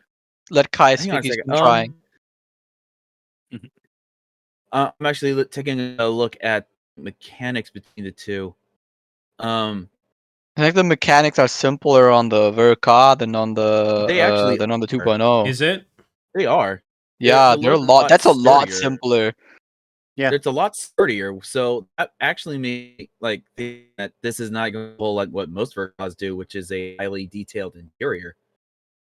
Because Kitoki focus on more just make sure it can transform and hold its shape, which the 2.0 can do from what I know. But so far I'm looking at it, and the Verka looks like it might be a better option for probably stability in the Wave Rider mode than most Zeta counterparts, because I know the high grade parts form to do that, which they do, and I'm I not hate a fan it. of, but it's which I don't like, but if it works, it works. I know the real grade is a nightmare. Oh, the real grade from what I see is an absolute it's nightmare. awful. The Zeta Gundam has been the bane of the model kit engineers since day one. Yeah, so it looks like the Tilt might have actually worked to get work in both modes. But I've actually seen it in Wave Rider mode from this side. It looks like it can actually hold shape and actually I think I like the 2.0 better in the Wave Rider mode. I think the 2 is more anime accurate, which of course that works too. I'm not gonna bash it for that. I just don't like how exposed the hips on the car look from above. I will say the main problem with the obviously Zeta it doesn't have Sorry, what was that, Wolf? The one problem that the reason why it usually has the parts form is the fact that the chest kind of needs to collapse for it to transform into its anime accurate look. But the chest needs to collapse. The head fins need to fold. So what do we? The Zeta cheats. So guys, what do you guys think what do you guys like more, the Verka or the version 2.0? We'll start with Locus. Just from pictures that we're seeing here. Oh, it's hard. It's going to be hard to judge without having them both in my hands, and I probably never will. Yeah. Maybe after I watch Zeta, who knows? But in normal mode, I'd say the Verka looks a lot better. It's maybe even a little bit taller. It's hard to tell with pictures like this because they're not just like what I do, where I take like a proper isometric shot where it's like a perfect lineup of the x-axis. Yeah. What I would call that. And I'd say it just looks better.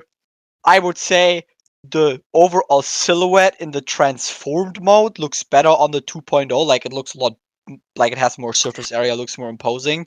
But then I also have to say the transformed mode just looks fucking silly on both of them. So if I was to have it, I would probably never transform it. Yeah. So I would say the Verka looks better in general if you're not transforming it. But if you're just displaying it in transformed, you might just be better off with the 2.0. Okay. So what are we saying, Medic? I don't know. Like, I'm having a hard time picking because neither of them's really wowing me in the way. I guess the Verka looks a bit sleeker, but also I really don't like how short the nose cones look relative to how wide they are transformed. Mm-hmm. Yeah. Okay.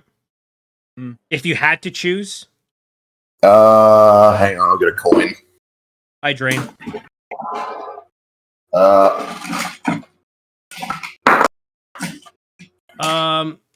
All right, I got a coin. Let's see where we're going with this. Heads Verka. Okay. Tails version 2. We're doing it live here, folks. Verka. Verka. Okay. V.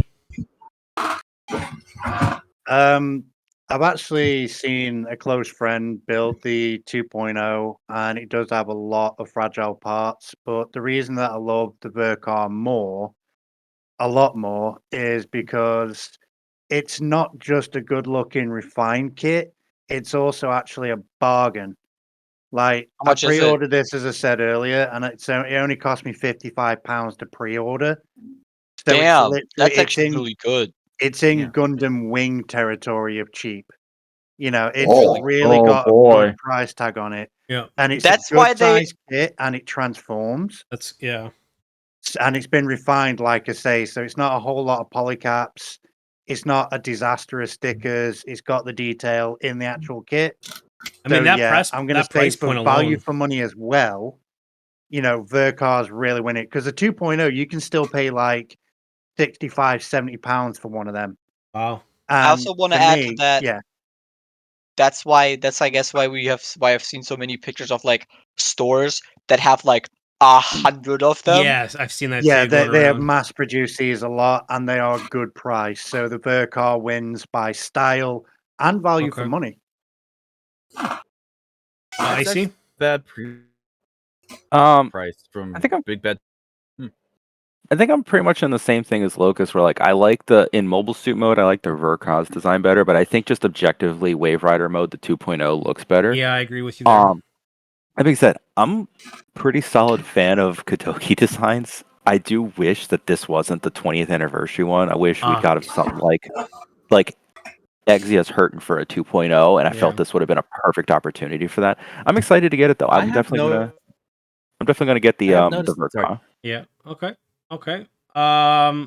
We'll go with Kai. Well, I've already put down thoughts that I think that the Verkon might be sturdier engineering-wise more than the 2.0. But I'm also a sucker for Kotoki designs. I mean, my favorite Gundam is the Unicorn, which he designed. So, yes. I'm gonna have to say Verkon over 2.0, but 2.0 is actually available more readily to me right now, and I have been thinking about getting it a long time. It's one of my great kits. Okay. Because a lot of my buying decisions are from Mecha Gaikatsu, and he made a really positive review of this. So straight built out of the box, it's a really good kit, but I'm not entirely sure over time because I have heard horror stories about the Freedom hips, and I still have the Freedom hips. It's still there. I'm not a big fan of terrifying. I'm not a big fan of his reviews. They are shot and done well, but I don't really agree on a lot of his review stuff. But that's yeah, there are besides the definitely point. Don't agree with him on. Yeah, but I will say when you said that, sorry, Kai. Mecha Gaikatsu is not like 100%, which is why I look to other reviews because I don't just go with Mecha, I like this thing. I'm gonna get it. I look at Celtic, I look at a bunch of others. Yeah, but you're gonna go with the Verkov you had to choose. Yeah. Okay. Because structurally it looks better, and I kind of like the more compact Wave Rider mode compared to the 2.0. Wolf. I overall, in terms of design, because none of us have these in our hands right now, I will say the Verka just because it's definitely more detailed. Definitely better looking at me. I mean, even in the Wave Rider mode, even though it looks smaller, it also looks like it fits together better. Okay. Also, I will say, when Kai referenced the Freedom, I looked at my normal Freedom and see how it literally is falling to pieces just because it's not great. Yeah. Oof. Did I miss anyone? I got everyone. No, then we're covered. That's it for the releases. So let's get into the community kits. I had a lot of submissions, but they take a long time with so many. So I'm cutting them down so we can have more for the next week. So take a look at those. At some point, we'll have to do like a week of just community submissions. Yeah. Yep. This one is by Dice Punk Studios. He submitted this on Facebook to me. It is the real grade Zaku 2 converted to a Zaku 1. Wow. Very good job there. Oh yeah, no, like I assumed this was just a real grade Zaku 1. Like the only real thing that caught my eye is that the shoulder pad seems a bit out of alignment, but other than that, it is. I did not realize that this was quite literally high grade. I didn't realize that this was actually just a Zaku 2 that had been literally made to look like a Zaku 1. Yeah. I wouldn't have guessed. Very well done. My God, that's incredible. They made a custom rifle and everything. Yeah, it is crazy. I think he's added some metal details as well. I think the logo on the shoulder is really cool because that's like physical, not a sticker. Yeah. It's so nice. I mean, as a really well done Xeon lover, this just great. This is really so good. well done. I'm surprised they don't have our actual real grade. I wish we had a shot of the bag. Unfortunately, we do not. Sadly, but it looks great. I like it. It looks amazing. The face is so accurate too. Well done. It even has. Sorry, what were you gonna say there, Wolf? And it even has the head antenna. Like, yeah, there's. Very good work. Should be proud of themselves. Oh yeah. Mm-hmm. The next kit is by Christopher Davila. It is the real grade Ainu with the damn bazooka launcher. Oh, damn. The hyper bazooka. Yeah, the hyper bazooka launcher. Holy shit! Thing's massive. That thing can only be used in space. That's at Free Bandai right now. If anybody wants to get it, by the way. How much? Yeah, it's expensive though. I don't have a high new. $36 for just the rifle. God damn! And it is. You know what? Fair enough. It's about the size of the. Well, it's. I imagine about as much plastic goes into that as the mobile suit.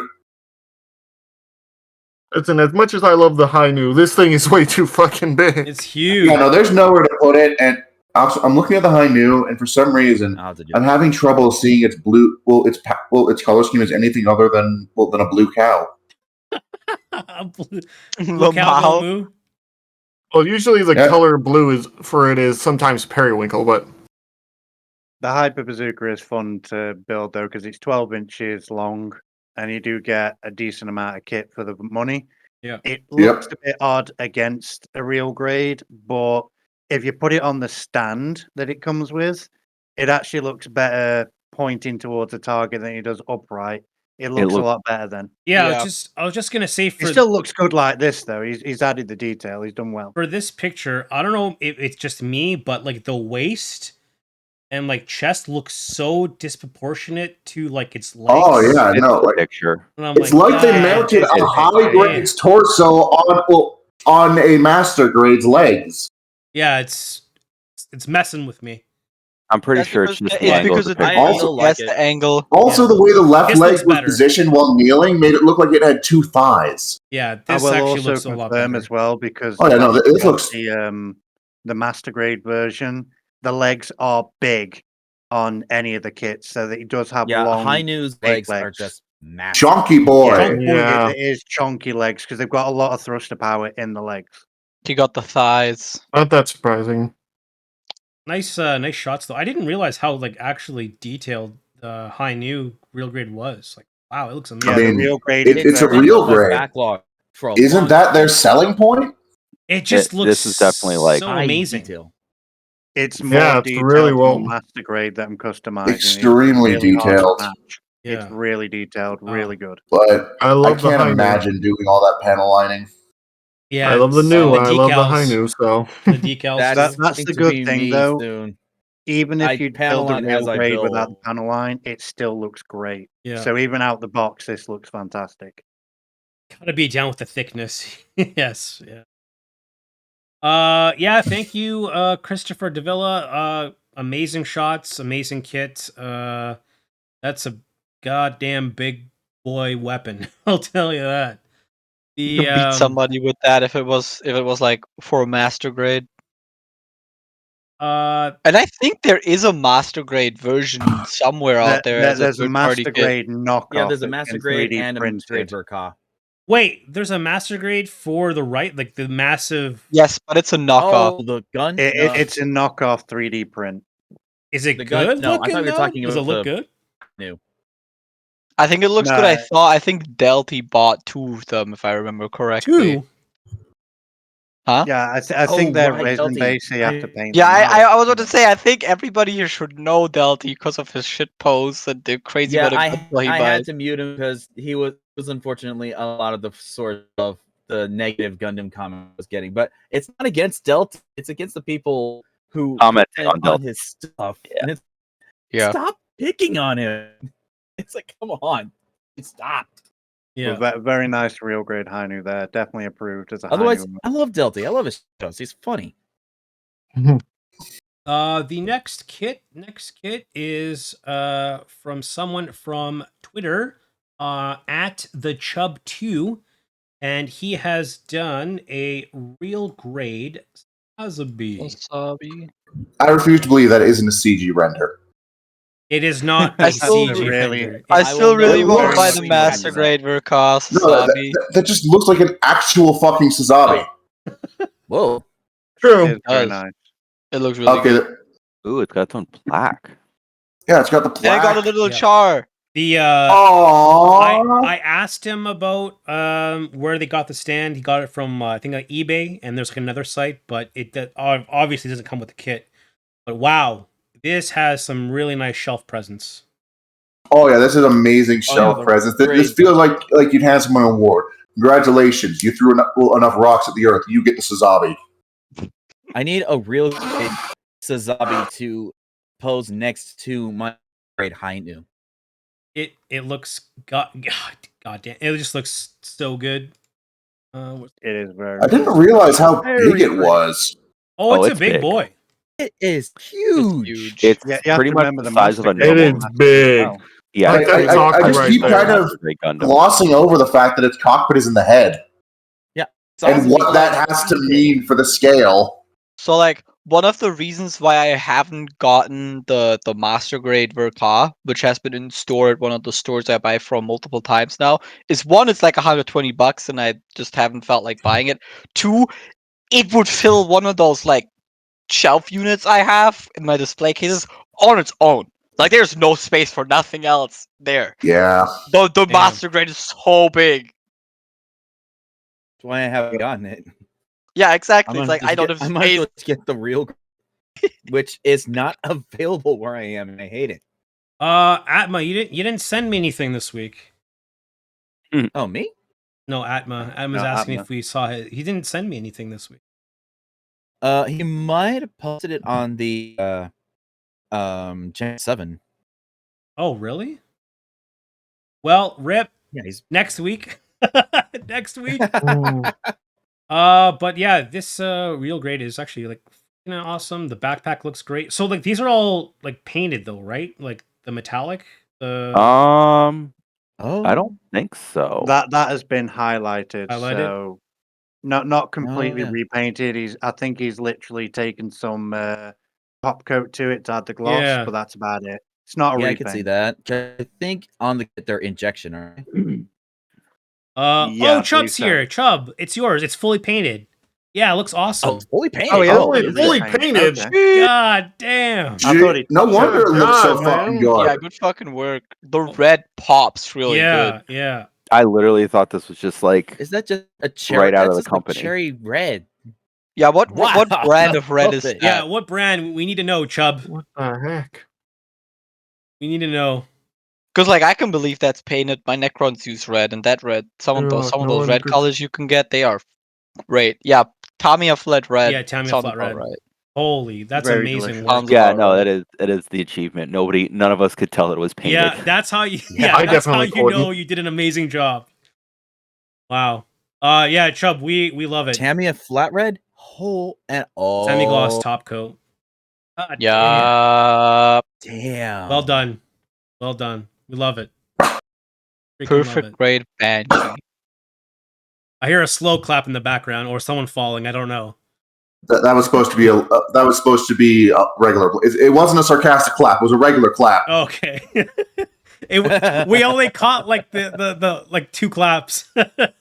So I'm like Yeah. either someone's falling down, Yeah. they can't get up, or it's a clap. But yeah, I can do Chubbs, two things. Job. Shut up. Chubbs, it was great. Thank you so much for It was submitting really it. If you got more cool. work, please send it our way, and we'll show it off. Great job. The next kit is by one of our own podcast members. Oh, It is Kai. Yay! I know this With one. Oh, the Kai Gundam Easy Oh, that one, yup. Full Arsenal. God I Yeah. love this damn. one. Basically just took like all the elements of the easy or the high grade and just like, you know what? I'm just gonna slap all of it on. All of it all at once. It looks like Those arm guards make me feel that it's going to pull a burning finger. yeah, kind of. I will say this reminds me of the I don't think there's a mock of it, but the Slave Wraith fully armored, which just has a giant Gatling gun that it stole from a goof. Oh, it's definitely full arsenal. Holy shit! Yeah, it's ready to blow all the away. weapons. I was debating whether to call it a full armor, but I was like, it's not completely fully armored. But it's like, you know what? There's too many Gundam full armors, full arsenal, because this thing will, like, the amount of missiles this thing has, like, okay, it's got a six missile launcher, and then like the 3, I guess, surface to air missiles on the other shoulders. So it's like, yeah, this thing will put a hole in if you're not paying attention. Yeah, I will just say this is full frontal assault. Dear God, this thing will put a hole in you even if you're paying attention. Yeah, no. Yeah. Oh, this is the 8th MS team now. Yeah, this is the one-man army. The one that's what they call it. Yeah. Really is tasty, Kai. I will say that there are definitely, you can probably tell which parts are stickers and which parts are painted, but I painted guys, and for once Gundam markers did not fail me. Yeah, it looks good. And that's good. I really feel like if you swap the head with like a non-Gundam head, you could like easily mistaken this for something that's in Armored Core. Yeah, I was thinking about using the gun cannon, gun cannon styled head, but I was like, I want a Gundam with all the guns. So if you slap the Pale Rider head, I'd be like, oh look, it's a P Bandai kit. That would be if I had a Pale Rider. But yeah, no, this looks beautiful. Yeah, it looks. Yeah, I like your poses too as well. You do some nice poses with your kits too. So, yeah, some nice dynamic angles too with the camera. Yeah, I live in, well, not a household of photographers, but my dad is a photographer, so yeah, I learned basic photo composition like at a young age. I was like, I want to take pictures. Well, this is how I'm going to do it. Oh, well done, Kai. You want to do your selfless plug? Yeah, plug. Yeah, Kai, I'm actually starting to get back streaming now that I've got my voice back. So I should be back like Sunday for my normal build stream, and I'm thinking about doing something different. I'm going to be doing a figures, not saying which, because I've got people to pick from. And what's your Twitch? Kai prototype. Okay, it's Kai_prototype on Twitch. Thank you, Kai, for this wonderful submission. The next one is from Frisky Walrus, which looks like it's the Grandpa Gundam, but it's blue. Blue. And honestly, it's very delicious. If the rest of the body was silver, I would have thought this is like the RX-7803 instead of the 02. And oh yeah, I know what you mean. For some reason, I want to eat it. You want to eat it? It reminds me of cake. Are you okay? Oh, okay. Probably not, but that's irrelevant. It's got an LED. Ooh. I was about to say, Medic, keep your YouTubers down for a minute. Oh, that's nice blue, actually. No, it looks like food, and I'm not sure why. And Looks like I don't know It's why. like cake, I think. Oh, and there's a little kitty as well in the back there. Aww. You know what that cat's thinking, right? The cat's thinking like, look, you bastard, once you leave this room, I'm knocking this thing off the table. Oh wait, it has a Gundam base logo. Is this a Gundam base variant? The cat is attacking the Gundam base. Sorry, it is Gundam base, right? Yeah, it's a limited Gundam base, which I saw like just going through like Amazon trying to find kits. I was like, holy shit, that's expensive. Either this or Big Bad Store, but hey, I just gotta head out and go to work. Yeah, thanks, now. Icy, for coming. All right, no problem. Thanks. All right. See you, Icy. See y'all. See ya. Yeah, wonderful kit, sir. This was from Frisky Walrus. Great job. I love the honestly, I'm a big fan of the LED in the head. I didn't know that. I'm not sure if it came with it or you put it in, but either way, it really looks good. Some of them do leave slots so you can actually put them in the headpieces. So even sweet. if you just put an LED, you've still done a good job. I don't, because like painted eyes. So painted eyes. The next kit. I'm also biased because I have a gold paint on the eyes for my next kit is from our lovable and fluffy V. I gotta zoom out actually. Ooh. Too zoomed in here. Once again, see Danny proving that Gundam designs can come from a bad show. Wait, this is true. Wow. But I will be honest and say I was just gonna assume this was a goof variant. It's the isn't this the Zaku Phantom? This is the Zaku Warrior, so yeah, it's from the Warrior Zaku line that they currently have I out. thought this one was some of them. Go on. I thought this one was the goof. No, this is the Zaku Phantom. No, this the is Goof Phantom. Yeah. No, this is from I wanted the red master grade of this, then it looked like shit, and I was like, no, I'm not buying that. Fair enough. That's I learned it didn't from the collection because some of them are P Bandai and some of them are regular. The red one I kind of like. I admit the gun on it doesn't look great.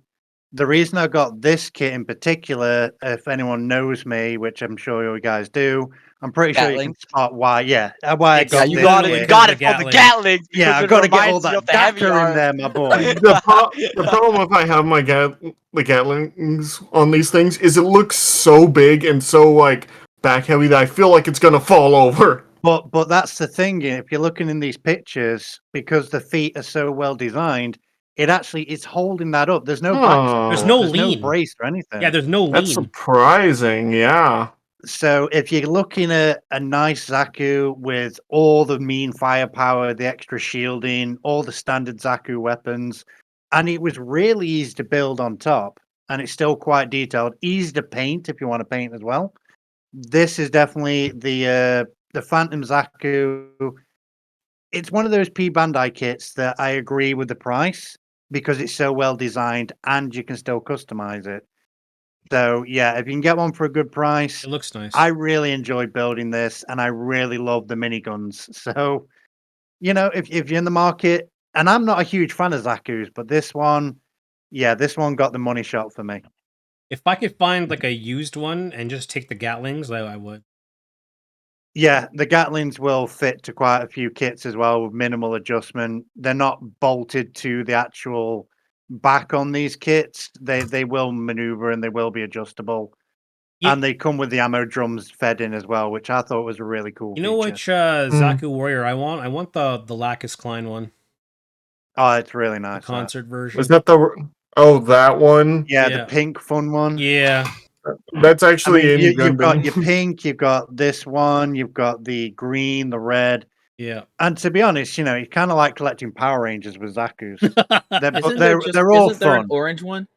There is an orange one. Yes, there is an orange one. The orange one just to so something in my household we like to tease my mom about her favorite color being orange, which it isn't. She hates it. So I just want to say, hey mom, I got an orange one.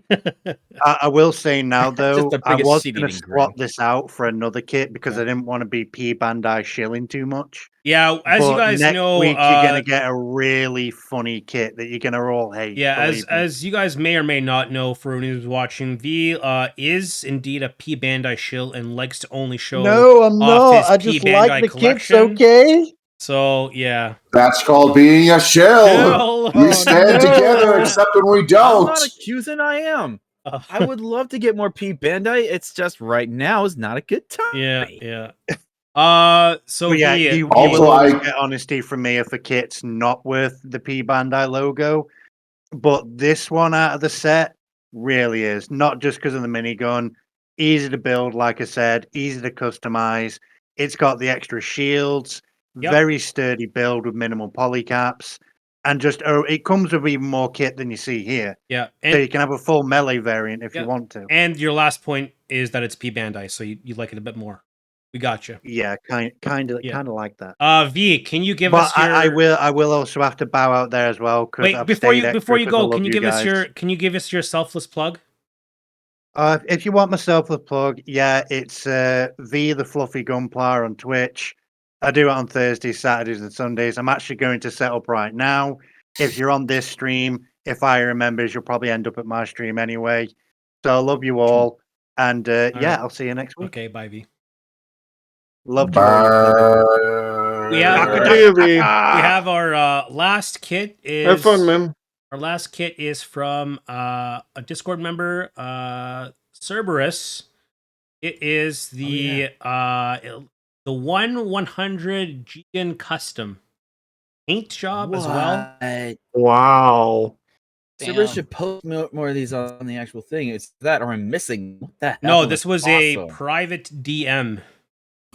Oh wow! I actually, Cerberus, as a lover of the Jagan, like it is my favorite grunt suit. Whoever did this did really well. Yeah. Oh yeah, Jagan's no, also like master grade. That's been on my Grail list for a while. It's been on my throne since forever. I just set up a PayPal. Like, I have a PayPal. What am I talking about? I put a few Gunpla on my throne, but I'm not sure why. No one ever goes there. You have a throne? Yeah. Oh. Well, whenever If I had money to I would go in the thrones. My community only goes there because I have to do 100 squats if they buy me anything off there. So, you must have tight glutes. I'm looking at the things I added. I don't remember adding the GOG, but it's here. Wow. Yeah. How do I take that off? Yeah. The I do like the thrusters. It has like that gold metallic painting on the inside. Looks pretty good. Looks like it's been through like they tried to weather it. Not bad. Looks like it went through a bit of mud, you know. Yeah, I would say good the weathering. Weathering's hard, isn't it? Like what good weathering? yes, it's weathering really is hard. really hard. Like if you're not using like sponges and specific colors. Yeah. Like you have This to is- this is pretty good. really take. But Yeah. this shot, it does look like it's been fighting in some like dirt, mud, you know. Oh yeah. But I like that actually. True. Like If these I shots. could give any advice, I would probably use a second tone of brown, and then some any kind of earth texture paste, which are really cheap on like the edges where the mud might be a bit fresher, Mhm. to give it like that crusted look. Because right now the problem, as somebody who does a lot of painting, is that the mud looks very flat. While in reality, mud sticking to something usually has a lot of very disgusting texture. Yeah. Oh yeah. Oh, But yeah. it's not. That's Cerberus not like here. a bad thing. It's just like you. Yeah. That's what I would probably add to make it look even better. Yeah. No, it look like, as someone who doesn't even paint their kits, like I I can't really comment on it, but I do like how it looks like it had a battle in some mud. But like you said, if you want to go the extra mile, that was really good advice from Locus. We do like the kit. We do like the kit. Yeah, I love a good Yeah, it's Jagan, really good. and this is a good Jagan. I need to start dry brushing for weather.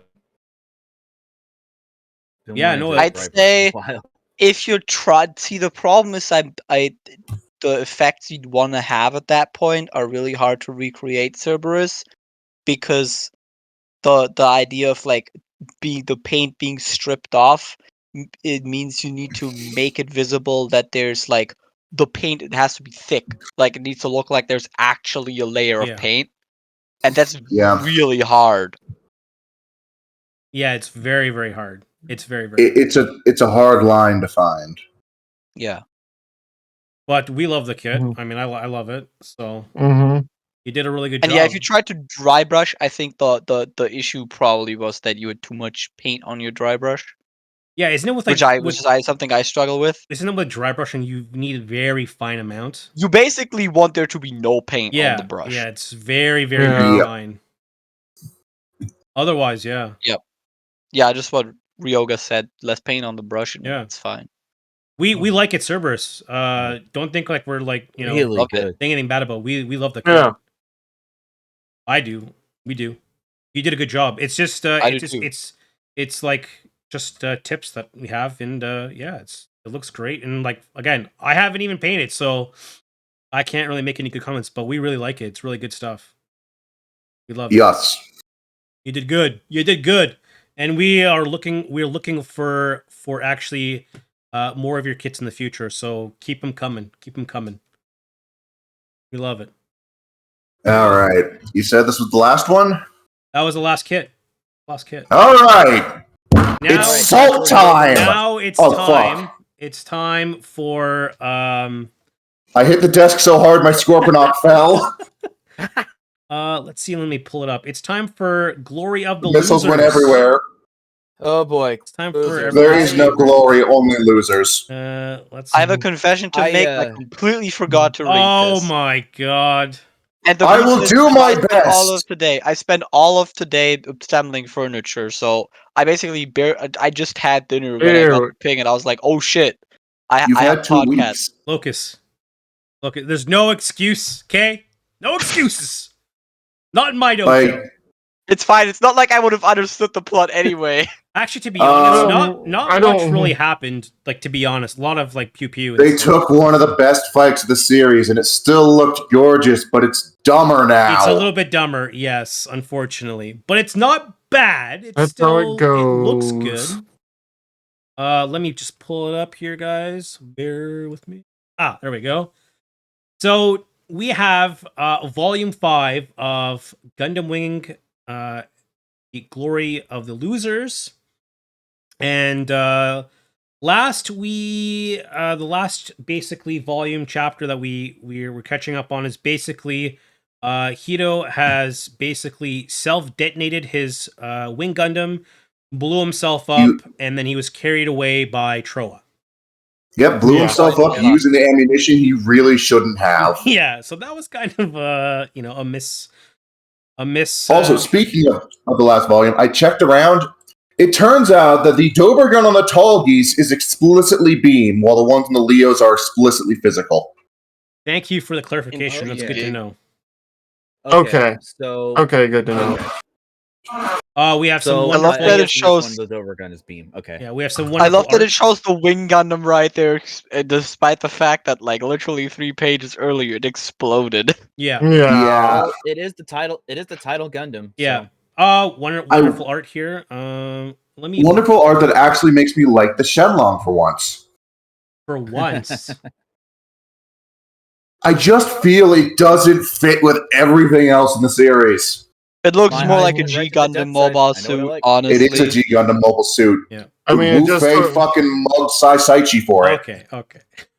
We have some wonderful art with the pilots, Troa, Katra. Hero in his natural state. Yeah, Hero blowing up, as explosive. As it should. Okay, so so basically we leave off where Hero is basically not dead. He survived point blank of his Gundam explosion. This is from the show. The man has bones made of Gundanium. Yeah, he's got Gundanium bones. He's alive. Gundanium bones. Troa's in an. That Gundamium bones wouldn't help his flesh being literally stripped off by the blast. Well, did you not see his clothes? They were not torn, so he was wearing protective gear. Yeah, no, that tank top deflects beams. That tank top literally made a fucking carbon. What were they called again? Those tiny carbon things we made that anything. Oh no! I know what you mean. Nanocarbon nanotubes. Yeah, okay. I gotta say this. This shirt is made of carbon nanotubes. Yeah, and go ahead. Kira is Jesus. Yeah, the thing I liked too, when he it was very unrealistic. Besides that, him not completely blowing up, his shoes stayed on. Okay. Oh yeah, his shoes stayed on. They should at least be like singed or like on fire or something. But his hair is still perfectly styled. It's beautiful. He's got that Korean pop star hair. You can't. But the thing is, the hairspray. Because this is Wing, I let it slide. Yeah. You have to. It's Wing. You have to. Wing is just kind of. You have to accept the bullshit. Exactly. So since that, a month has passed since he blew himself up. We see that his captor is Troa, who basically saved his life. And also switched to Oz for no real reason. Yeah, he's in the he's in an Oz uniform. Technically it's not really like Oz. It's like the defector squad of Oz, you know what I mean? With the point, why is he wearing this? Why did he officially join? He came to Earth with one set of clothes, okay? He needs new clothes. And he wants to look a bit spiffy. Is that so? Troy is like the only one that steals clothes, and that one time Duo did it. Well, remember, Troa kills someone and takes their clothes, right? That's just what happens. He took a bit more than clothes that one time. He kills somebody with a machine gun. Yeah. He kills somebody with a machine gun, puts on the rattled clothes, is like, this is my new drip. Yeah. Yeah. Honestly, they just wanted a call forward and didn't care if it made any damn sense or not. Cerberus, this is Gundam Wing. This is the manga, but this is Glory of the Losers. So it actually is like a revamping of Wing, which it has a bunch of differences. So we go through each volume every week, and we're in volume 5 right now. I'm gonna have a lot more to say on this when we get to the point where he's actually supposed to be wearing an Oz uniform. Right. But for now, we can save why I feel okay. Just know that I think this is stupid to do it now, and we will move on, because otherwise we will be here a while and have a lot more things to call stupid. So Hiro wants to know what happened. So basically, the world is now under the complete control of the Rockefeller Foundation, which basically is Trez basically ruling the world, essentially. So he's got complete control, and kind of Oz is the forefront of it. Yep. I think this is the first time we actually see the Taurus mobile suit. No, have we seen that fought some, but this is the first time I've seen it in actual action. Yeah, this is the first time we've never seen them use. We've seen parts of them like being moved, but we've never actually seen them do their thing. Yeah. So finally, the Taurus mobile suits are like deployed in outer space, and they're basically taking control over the colonies. They're fighting in space. They are unmanned, and at the same time, the Rockefeller Foundation is looking for Zex. Yeah, it's just interesting, kind of weird at the same time, but there's a base in Antarctica that no one has looked at yet, and that's where we find where Hiro is, because that's where the Wing Gundam has been taken for repairs, and Zex is the one who kind of ordered the repair for it, because he wants I'm rebuilding this Gundam. Well, no, he wants a fair fucking fight. He wants the duel. He wants a fair duel. He wants a fair duel and fails to realize the only reason he's getting that is because Hiro does not have ammunition. Yes, that's true. Also, I love that he's just wearing a coat over his uniform. Well, it's cold. Well, it is. Yeah, they're in Antarctica. I don't know. It just reminds me how in fucking Kingdom Hearts 3, Vanitas wore a hood over his fucking helmet. Well, I mean, the helmet's metal, isn't it? I mean, that gets cold. I just love that they somehow were able to rebuild it completely. Yeah. Everything works now. What did they? They didn't even have the blueprint. What did they say in the anime? Didn't they say they used the spare Tallgeese parts? Yeah, no, they used some spare Tallgeese parts. Whatever. They took out part of the left arm, and that's going to be real relevant here. Yes. Even though they don't mention it. Yes. But yeah, so they used whatever spare Gundanium they had because for the Tallgeese, and basically just reworked it into it is. Yeah. Hey, you remember in Volume 2 when Hiro stole some Gundanium and then nothing's happened with that? Well, there it is. Isn't that basically what the spare is? No, wait. No, Hiro has a stockpile of Gundanium somewhere, and we've never touched on it. Is it? Do we just have to assume? Anime. We have to just assume that that's where they have the stock, they recovered the stockpile. Well, where the fuck would Zex have gotten it? Well, it's been a month. Who the hell knows?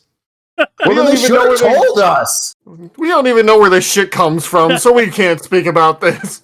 Oh my god. God, this manga is a fucking mess. Anyway, so what we find out is Hiro and Trowa are actually on a jet that's going to the Antarctic base.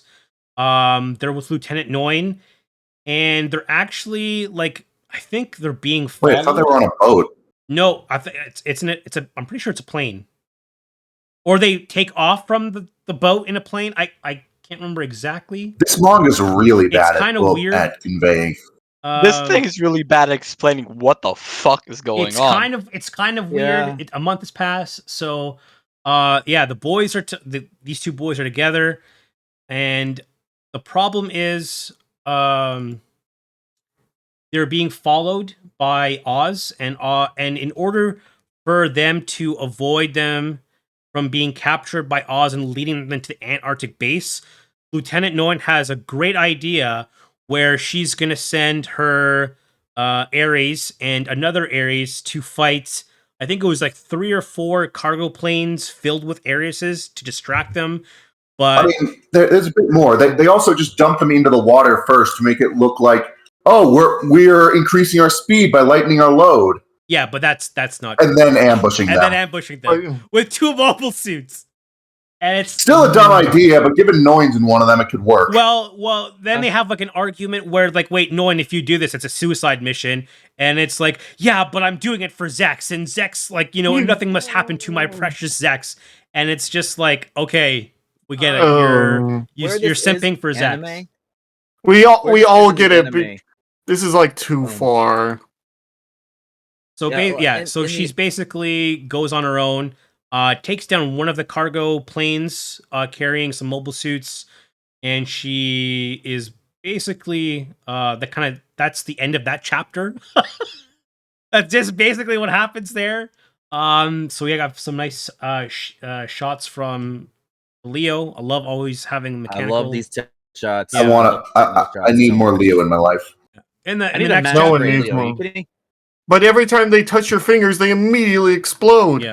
Yeah, that's why I need more. So in the next, starting off the next chapter leaves off basically what happened is that the two are going in to try and distract them, while the main plane gets away, and it's 2 areas versus like 2 cargo ships and a bunch of areas. So like we all know what's really going to happen.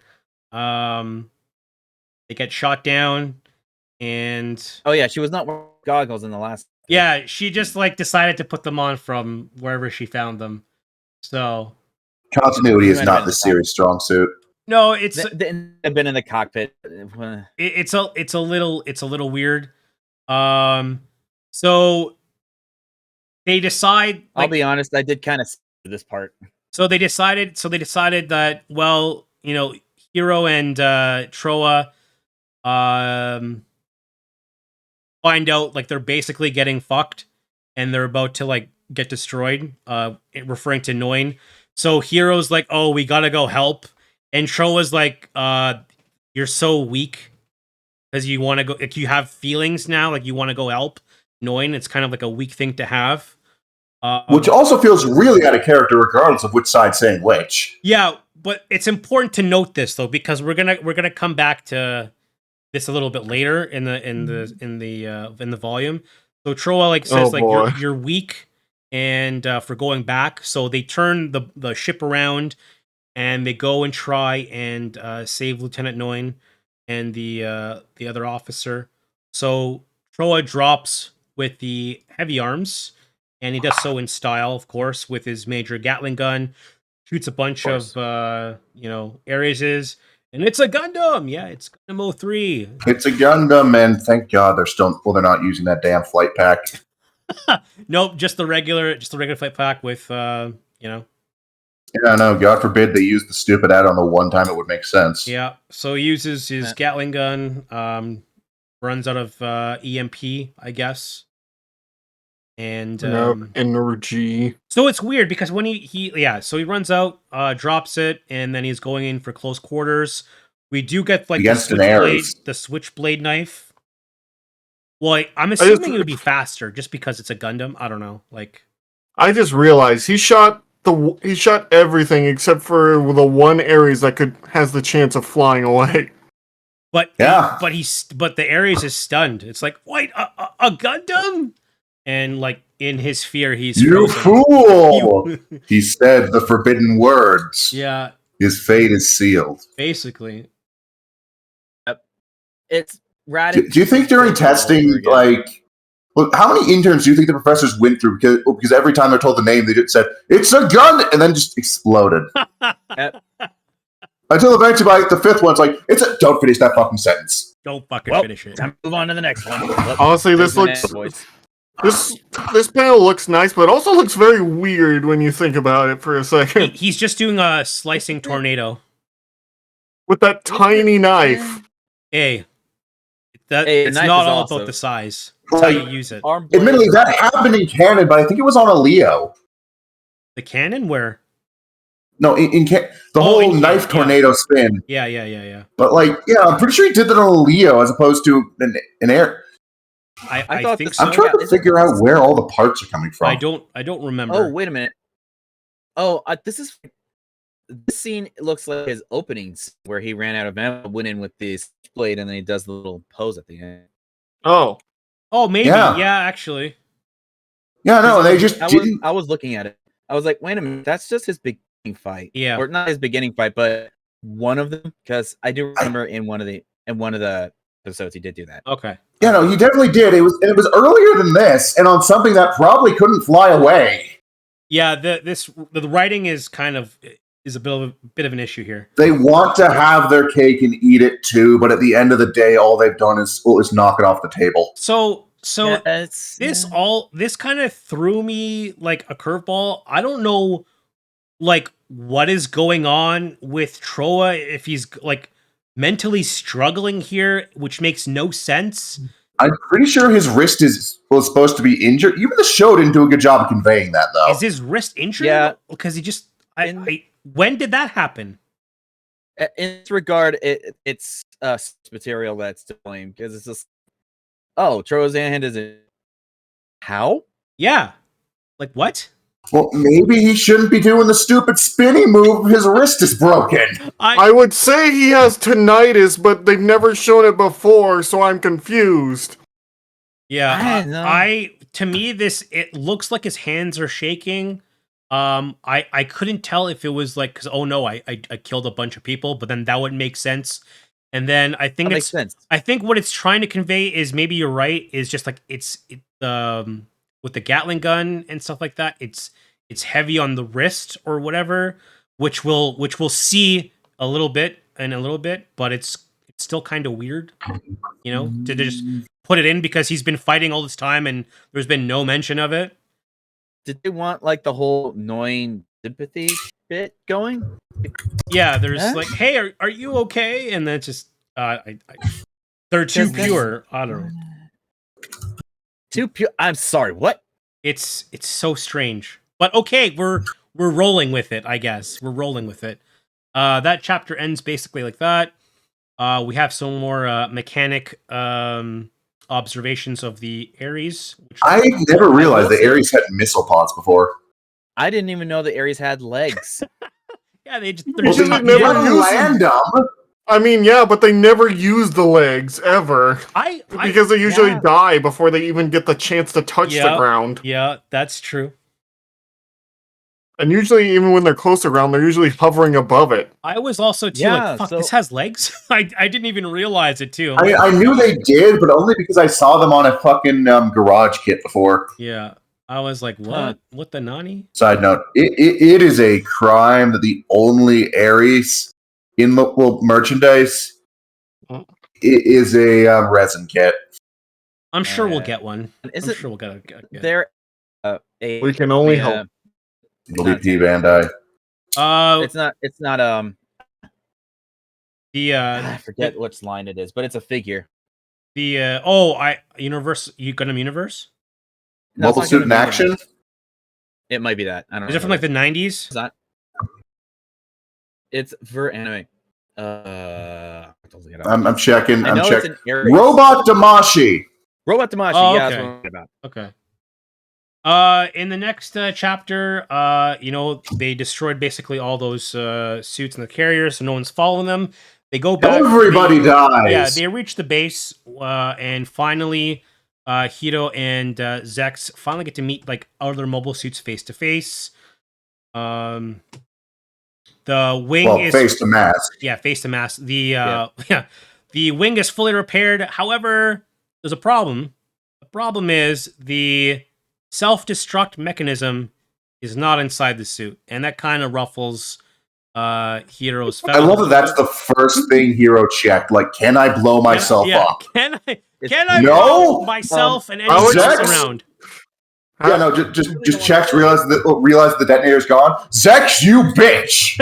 And they literally are like, yeah, because we don't want you to explode again the second you fucking get in there. But I wanna. Yeah, so I'll say a line that the two of them are using with real names, and it's just like, I love that touch. It was where he was name? saying, "Are you?" Yeah, is it Hiro Yue, the pacifist from 20 years ago? And then Hiro's like, yeah, well, are you using your real name? And it's like, fair enough, basically. Names are not important, or something like that, right?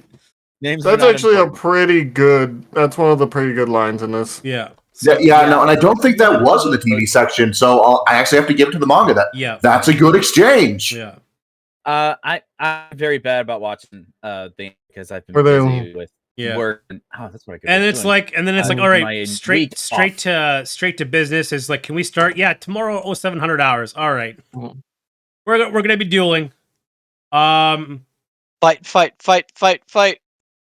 Yeah. So basically, we find that Hiro decides that he's not going to use the wing because it's like still baffles me. It would. Well, the point is, like, if he uses the wing, it's been fully repaired by Zack. So if he feels like it's gonna be, he might get like emotionally like glitched out in the sense like, well, I can't kill him because he restored my wing, and it's just like I kind of owe him. So he's like, I'm just gonna take yours, Trolla. Okay. I did take yours. I will say one thing they actually do in the abridge is actually really funny, where basically he says, yeah, I'm not using that one. I don't like that you made it. And Troll turns to me, he's like, but you don't have another gun who does this. But he says, or do I? He says, no, you don't.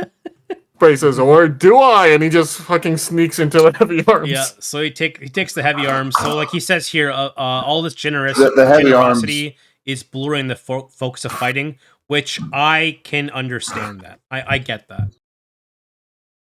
So when did they reload this thing?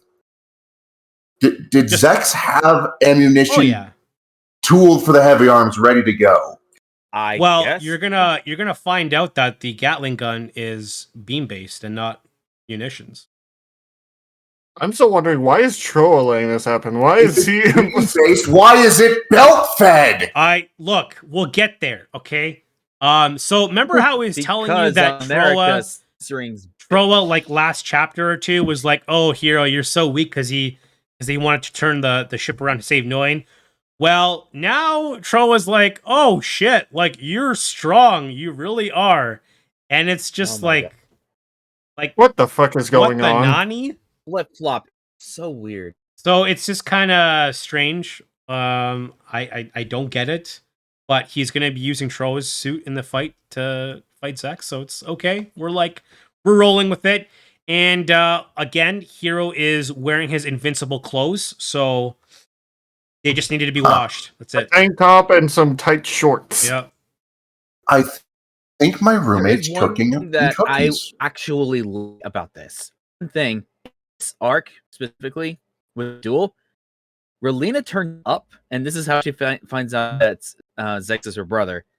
Yeah, no, like Relina's absent here, and this was a huge turning point for her character because prior to this, she snuck into a party, shot at Un, almost died, and this is the point where she starts to truly act the part of a peacecraft. Yeah, but we have none of that. She's just not here, so she gets nothing. Yeah, We don't like never her. mind. We're not She including doesn't her. she does not get a lot of anything. No. Throughout any of this manga. Yeah, no.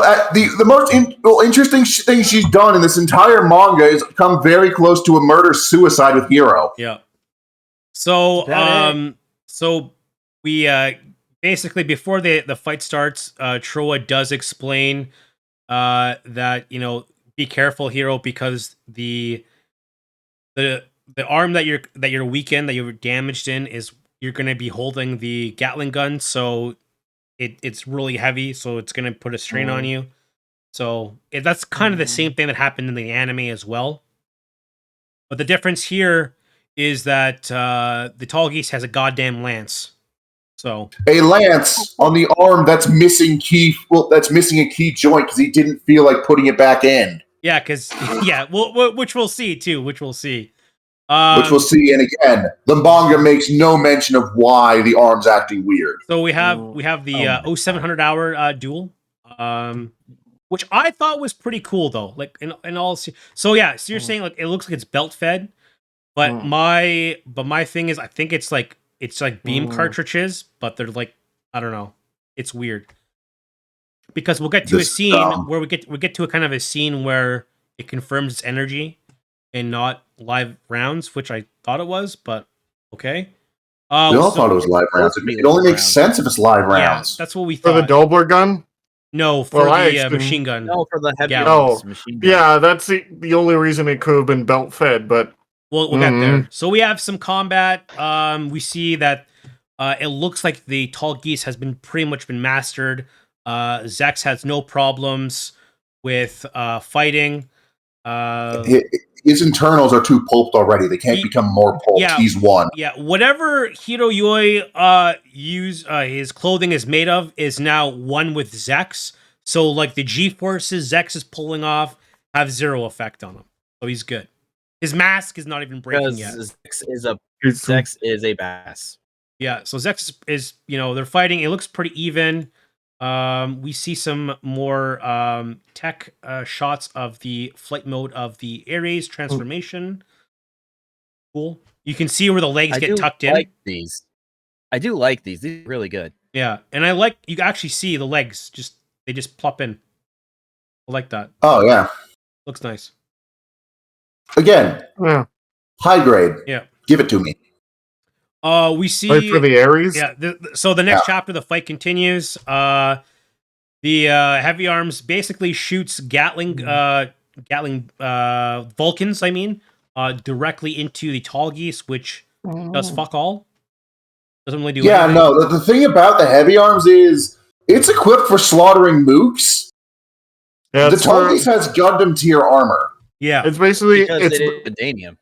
Because it's the heavy arms, it's anti-army, it's not anti-unit. Yeah. Yeah, no, this is the worst possible matchup. Anti-units they have is the death side. Yeah, it's pretty bad because even the Gatling guns on his chest don't do anything.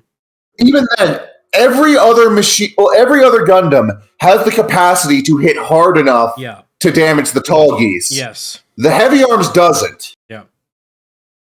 Like, the best you can hope for is to hit a joint. This is honestly... Oh, yeah. The hero is... This is not a fair fight now that I think about it. It's not. He would have been better in a wing. Well, he would have been better in the wing. And the wing was down to a fucking beam saber. Yeah, true. Oh my god. This just confirms how suicidal he is. Then the next shocking bit that we get is apparently they've been fighting for 3 hours. Wait, bullshit. What? Yes. That was bullshit. So yeah, that 3 hours. So there's not been enough. Yeah, so we have Lieutenant Noin saying or hearing from one of the comms people saying almost 3 hours since the battle started between the Tall Geese and the Gundam 03. And I'm thinking to myself, how does the Gundam Heavy Arms have that much ammo? The one consistent trait of the Heavy Arms is that it runs dry within like 30 minutes. Yeah. Because it's always constantly firing. Yes. Minute. It's just so weird. It can't not be firing. It doesn't have... No one fires full auto because you're out within half a second. This is blame movie protag logic where they have like a rifle with a 30 round mag, but they put like 1,000 round down range without ever reloading. Yeah. There's 100 people dead. He didn't drop a single magazine. But It makes no what we sense. know is that the heavy arms is running out of ammunition. Also, we know is that this 3-hour battle is meaningless. And then Noin's like, what do you mean meaningless? And then like Tro is like, they're fighting for no reason. Like you have like the Ramafellers taking over everything, et cetera. And then it's like, Noin is like, you're mistaken. This battle will go until they realize it's meaningless. And I'm like, what the hell are you talking about? These two are going to fight until one of their asses is kicked. Yeah. Yeah, basically, like even with what Tro is saying now, he's like, he's been a part of this. He let him use the heavy arms. Yeah. This works better when it was Relena saying it. Yeah, it's making no sense to me. Yeah, the whole thing should be with Relena. Yeah. And Noin. Why isn't she here? Yeah, she's very crucial. But now I'm thinking Relena actually brings something to the actual story. She's the one who can object when people are being stupid. Yeah. Oh my god. So now we get the now I'm mad. Now it's Troa who's become wise all of a sudden, you know? And then Noin's is like, no, a soldier's rejuvenated when he finds someone to protect. And we're like, okay, does that mean like you're hoping Zex is going to protect you and that's the reason for him to live? It was just really confusing, and I was like not buying it. You know what I mean? I was just like, okay. Also, Noin doesn't need protection. Noin survived the entire TV series, never sitting in a mobile suit stronger than a Taurus. That's true. She stepped in front of the Epion in a Taurus and walked away. Chadley. So Chad energy. So here is the thing where I realized, oh shit, the Gatling gun doesn't have live ammunition; it's energy. So, is it because it says EMP? So I'm assuming it because it's EMP and all the other panels to the left of it, it's all EMP. So I'm figuring that it's not live ammunition, and that belt feeder is like all these energy battery clips to it. Maybe I'm assuming. It also could just stand for empty. Yeah, it could just be. But it doesn't show that it's. Oh shit, you might be right actually. Well, I'm wrong. I've seen some other places where empty is abbreviated to EMP. Okay, I stand corrected. I'm wrong. It's just that he's empty. In fairness, it is still called a beam Gatling. And the wiki still makes no sense. In the manga though, in the manga? I'm looking at the Endless Waltz version. Okay, so I'm reading the wiki, and Aya, you're actually right. It's a beam Gatling, and that's not belt fed. That's a fucking energy cable. Well, I am right. What? You are wrong. Bow before me. No, I'm kidding. No, that's still really, really dumb. Yes, it is stupid. Strange. It is very weird. Why is it designed like a physical weapon? Why is the energy cable not just a fucking cable? So my question are those like, does he have like his Gatling chest and the Vulcans? Those are physical? Those are there aren't Vulcans, by the way. There's just the Gatling chest. No, he has Vulcans on. Oh wait, fuck, he does. He does. Guns on the head and Gatling guns. Wait, so then the Vulcans on the chest wouldn't make any sense because they would just be using more energy already taken up by the Gatling. So I'm wondering, all the integrated weaponry, those are physical. Physical, okay. So he's got a mix. Okay. We needed to clarify this because it was integral to the plot. Still dumb. Integral to Still very, very dumb because I can't imagine the heavy arms Gatling gun shots actually do more than, say, a Leo's beam gun. We don't want to think about that. So this is something else that they didn't explain that was explained in the TV series. So do you want to explain it for us? Yes. Yeah. So Troa offered to fix up the heavy arms for Hero and in doing so, he hid the wing's beam saber in its arm. Yep. Okay, so that's why the arm just comes off.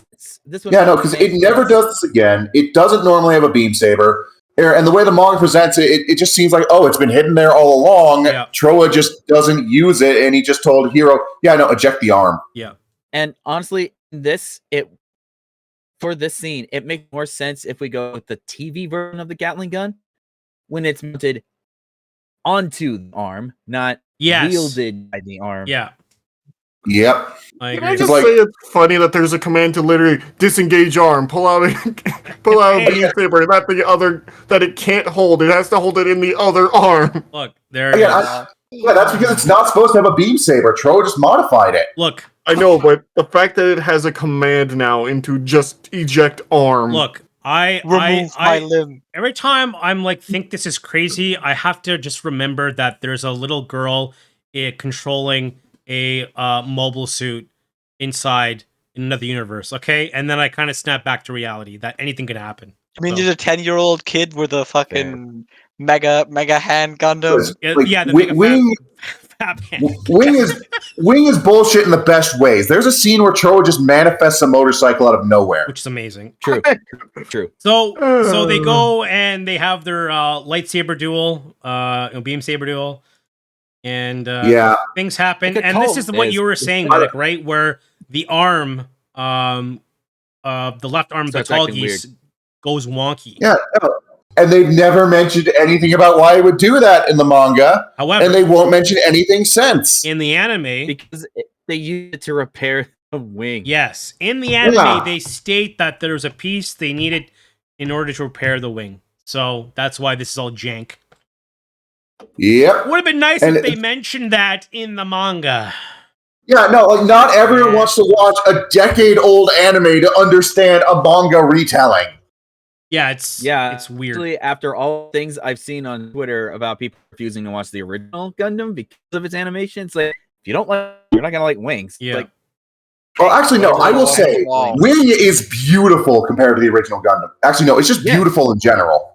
Yes, it is. It's it still holds up in terms of design and like art. Yeah, and animation. The goddamn opening music. Oh my god! Like the characterization, it's just crazy. But that's what you do with Wing. You come for the crazy. Yeah. So in this, Hero's arm is kind of fading on him, and Zex is like war is a dirty, foul creature.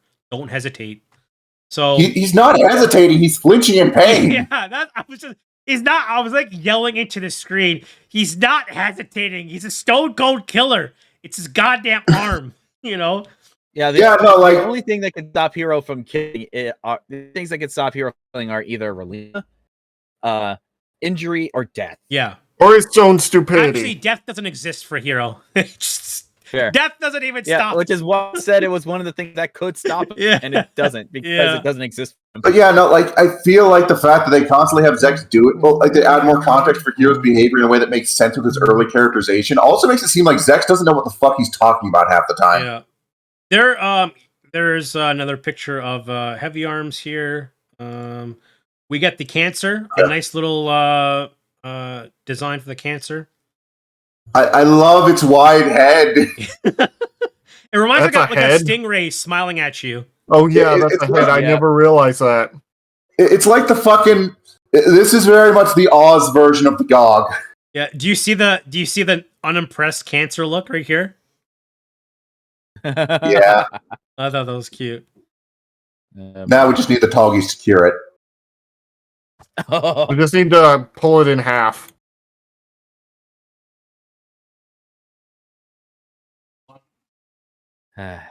Have we seen these yet? No, wait, we did during the initial way back when. Yeah. Yeah. It was when they were trying to find the wing. Yep. Give me 1 second. And then they're never seen again. It's dead. Okay. So we find out that they found the base, right? They found the base. They found the base. The Oz is coming. Why did they find the base? Spiking energy readings from two Gundams fighting. Yeah, no. Someone noticed that they were. Well, or there were beams shooting off into the atmosphere from Antarctica. For 3 hours, it seems they're just now they know that they're here, even after this. Yeah, no. Every satellite in the sky above has been knocked down as collateral damage. Then we have the next clip scene. So can someone explain to me why the Wing Gundam has like this ammunition pack basically? I don't like they would have to have made it, but why would it be here to transport it? Am I dying? Someone will have had to hook it up. No, because like they didn't expect to have the Wing Gundam to transport anything. They expected it to be out here fighting for 3 hours. And it was already transformed, so it's not like it could have like attached it to its belly or something. They just set this up in the span of the last 3 hours. There's a lot of times here. There's a lot of times I was like, I had kind of confusion I had when I first watched the anime. Now I know why I was confused. I think it's making sense. Well, nothing makes sense, but in the anime, it kind of has its own internal logic of whatever's the most crazy awesome it tends to go with. Here, it just doesn't make sense logistically. Yeah, so Troa takes the Wing Gundam and the supplies. Is that a new rifle, by the way? No, it's the same rifle. But they've managed to replenish the ammo. How? I'm assuming it's just like energy, so they probably just like put it on the energy rack and refill the canister and go. I have trouble buying that just because no other Oz mobile suit has a beam weapon that uses that style of energy blast. It's a Tesla. Okay, you just plug it in. Well, the Tall Geese does. Also, that's not how they were loaded. When we saw them loaded into the Buster rifle, well, they were loaded in a straight line. No. This is how they were loaded. 1 on top and 2 in the bottom. We might be thinking of the TV version rifle. Yeah, you're thinking about the TV version. Yeah, probably. This is the end of the wall / Verka version of the wing. Yeah, which is designed. Yeah, believe me, I've noticed that they've redesigned everything in this. And of course, and now Zex has a new weapon for more pre-Bandai. Yeah, so he's got a new weapon. It's like a halberd / axe thing / like spear. Yeah, no, like just the lance isn't enough to make you buy the Tall Geese again. Yeah. Why? But you gotta ask, why the hell is he yelling "Glory to the colonies"? Because that was something from the anime. It was like it was switching sides. I don't remember this. Yeah, this is him switching sides basically. Zex jumps between like 5 different sides. Yeah, he so does. This is why they're hunting him, because Zex is kind of like he is finding his inner peacecraft, and he's also, he's a defector from the Oz, and that's why they're all coming after him. Zex doesn't know who the hell he wants to be. He wants to be a good guy, but he also feels he doesn't deserve to be a peacecraft. But he also objects heavily to what Longfellow's doing, so he just kind of wanders around. Yes, it's true. But, hey. Not to come up with a character that swaps allegiances a lot. Oh, I know! Zax is like the white-haired kid from Al Noah Zero who doesn't know what side he's on until he's like, I'm on my own side, I'm gonna kill everybody. Yeah, Zex goes through a couple that's accurate. Personality crises, in the show and in the manga. I mean, it's not like Benager who's tossed side to the other. Yeah. Like he's changing sides on his own volition. It's just he and the unicorn get captured and he just kind of goes with it until he can get back to his friends. But I do like the fact that he's got a halberd now, so that's kind of cool. The halberd, yeah, that's a nice. Where did he pull it from, though? I thought he was fighting with a leg. It was in the pack. No, it was in that ammo phase. Yeah, he got it from the pack there. Which actually looks a little bit bigger than the whole thing, but it could be just like the way it's drawn. He's putting it together. Oh, he's putting it together. Yeah, he is. Yeah, you can see it right here. He's putting it together. 2-part weapons. But yeah, glory to the colonies, everybody! Woohoo! Glory to the losers. But I will say, in the manga, this makes no fucking sense. It's very confusing. Yeah, it's very confusing, and the Talgies doesn't need a new weapon. Well, yeah, it does because he dropped the lance. Then go pick it up. No. You don't. The lance had a fucking force field in it. No, you don't understand. His that arm is janky now, so that thing's probably lighter. But he has a right hand, and he's shown to be able to wield the lance in the right hand. He needs the right hand for the Dober gun. It's shoulder mounted. Well, how's he gonna shoot it? Now I'm hearing it, and it's just like, oh my god, this is so much stupider than I initially thought. Look, anyways, we're gonna move on because Zex is that's glory to the losers in a nutshell. So it tries to look cool and it looks so stupid. Look, here's the thing. I think at this point we should just stop worrying about every little inconsistency, because if we keep doing this, we will spend like 2 hours on every. Let's just say no, we're not. We're pointing them all out because in the next the next panels is like, okay, there's like about like 100 airy suits and like I don't know, a bunch of carriers. We could probably take 40 of each. And Zax is the heavy arms is out of ammo. Yeah. So the heavy arms is missing its big gun. No, because the supply case is supposed to be for both of them. So they're supposed to be. But hold on. Zax is like, nah, bro, I got this. I got this. He's like, I'm going on my own. You guys go wherever you're going, right? So Zax flies off to go on a one-man army mission, and Hero and Troa just fly away. Yeah, they just fly away. Yeah. This is like when you're playing a shooter game and suddenly you killed the entire enemy team, and you're like, yeah, that was totally on purpose. I got this. Yeah, so you can say that the heavy arms was meant to be supplied, but no, there's no way. Well, it would have to go back and grab its main weapon. It would have it would have to rehook up everything. I mean, you just slide the arm on. You just slide the arm on, right? I don't know. Anyways, but next panel, Zax I will is admit, going on yeah, sorry, go ahead, Medic. It did get less dumb once you pointed out that the wing actually restocked its Buster rifle. Yeah.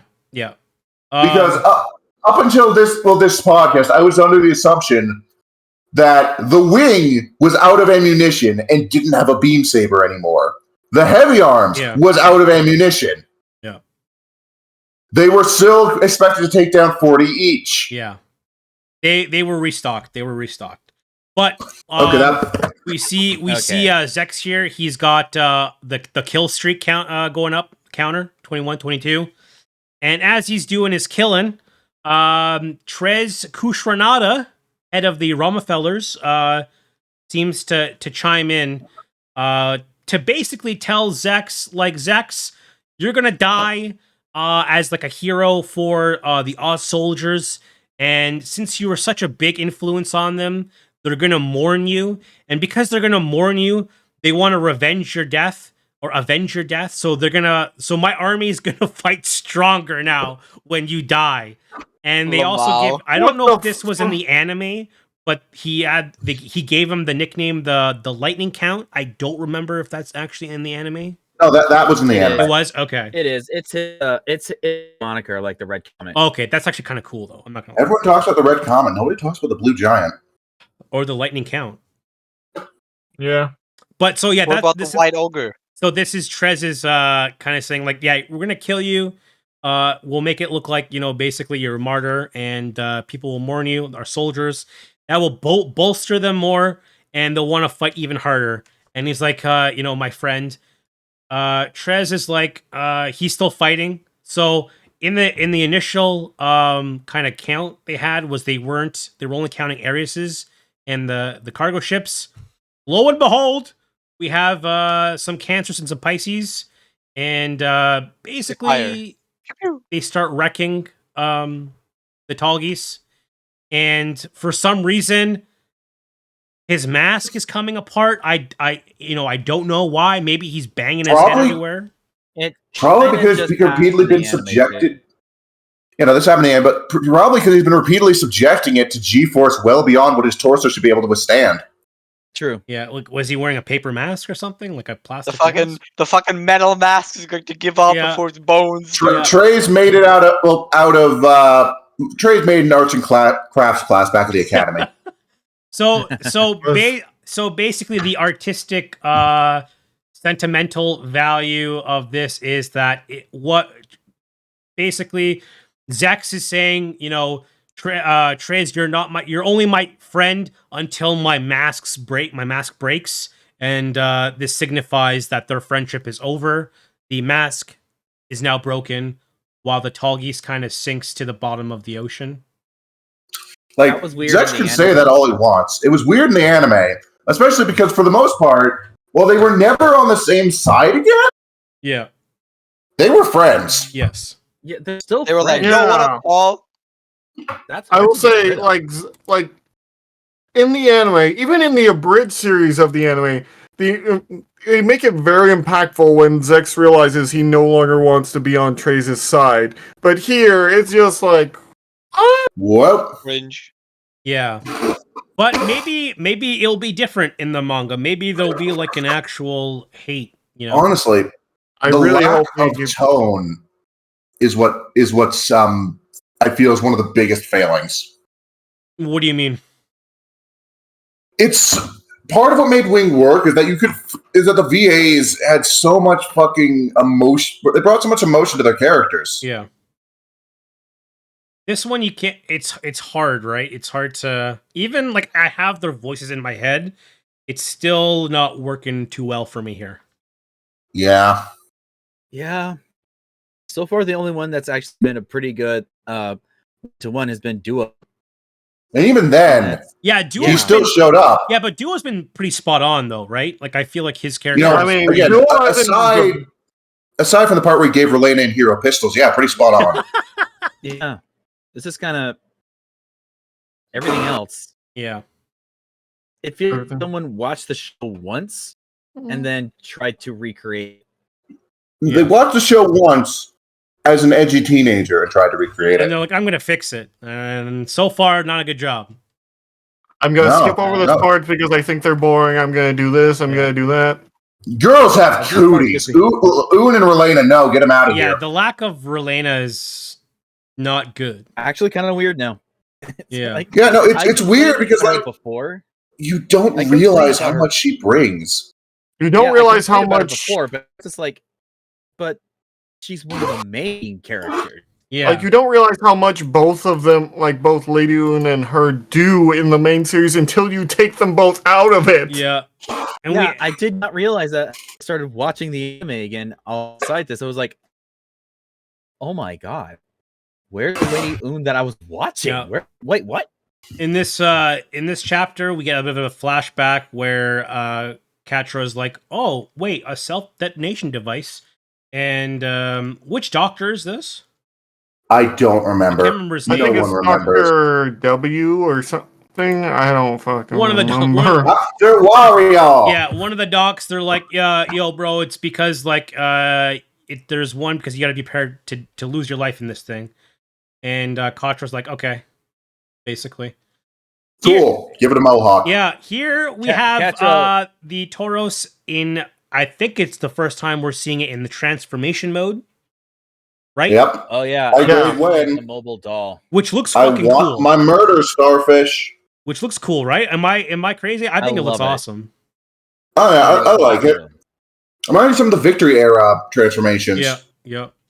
Oh yeah. Oh, by the way, it's also skipped over something that I thought was kind of key to Trey's characterization. What did I miss? No, not you, but the manga. Oh, okay. Yeah. So, you know how he was standing in front of a bunch... Well, in the previous scene, he was standing in front of a bunch of Leos with cables coming out of them? Oh, yeah. Yeah, those were the first mobile dolls. And he pretty much objected superiors, saying that they lacked the heart of a person. Yes. So then basically going on a Delling speech about how people need to kill people. So that's actually a really good point, because that's kind of like going to be forecasted in the future, right? Yeah, no, like, that's the whole of the mobile dolls. just how much they dehumanize the war. Yeah. Because now it's not soldiers on the battlefield who have to make the decision. It's one guy sitting in an office with a button. Yeah. Yeah, they just turned it into a game of literal chess. Yeah, and Trey doesn't want that. He believes through actual combat, then war will eventually cease because people will realize how horrible it is. Yeah. That is the biggest part of his character. Yes. Yeah. Like, Trey's actually like war, but he understands why it could be a necessity sometimes. I'm not saying war's necessary. He has this weird fetish about like the heart of man in combat. War. He wants peace. So he's going to throw the biggest war ever, die, and then there'll be peace afterwards. It's peace through tyranny, if you will. It's weird. Not even tyranny. He just wants everyone to be so sick of this shit they collectively decide no more war. It's almost like 3000 IQ. You know what I mean? Like, it's weird. It's the kind of thing that at the end of the series, I can't exactly say he was wrong. Exactly. Yeah. Exactly. Like everyone's talking about how Thanos in the Marvel movies kind of has a point. Trey's actually kind of has a point. Does, yeah. Isn't that what kind of happened in Code Geass, where like Lelouch's like everyone's just gonna eventually hate me, but in doing so, it brings them all together. Sort of, but that was more. He was also depressed as fuck because Shirley got shot and he couldn't figure out a better way through. Yeah, there's that too. And that's also the mentality of Celestial Being. Okay, Celestial Being, it's unclear how much was the original plan, how much was Ribbons fucking with things. Yeah, and also Celestial Being is more but the original idea from Emilia Shinberg was the original idea was that Celestial Being was going to be the bad guy to unite Earth. That was the original idea, and then Ribbons decided, nah, I'm just going to kill everybody. Yep. Yeah, no, meanwhile, everyone that was actually part of Celestial Being in the present, they actually thought, yes, they would end war through use of terror. Yeah, they basically thought of pacifism by gunpoint. Which, I figured Sumeragi was smarter than that, but okay. Yeah, I guess not. In what I find interesting in, I totally forgot about this, but the Tauruses, they actually have a cockpit where someone can sit. Even though they're unmanned. Because they were manned vehicles that just got retrofitted to use the mobile doll system. Okay. Yeah, I think Taurus afterwards have that anymore, but these are like the... Yeah, no, these are like the very first. This is the transition from mobile suit to mobile doll right here. I'm also, when they're firing their rifles... something in the anime. Yeah, when they're firing their rifles, I'm also picturing the sound that they use from Gundam Wing when they shot them too.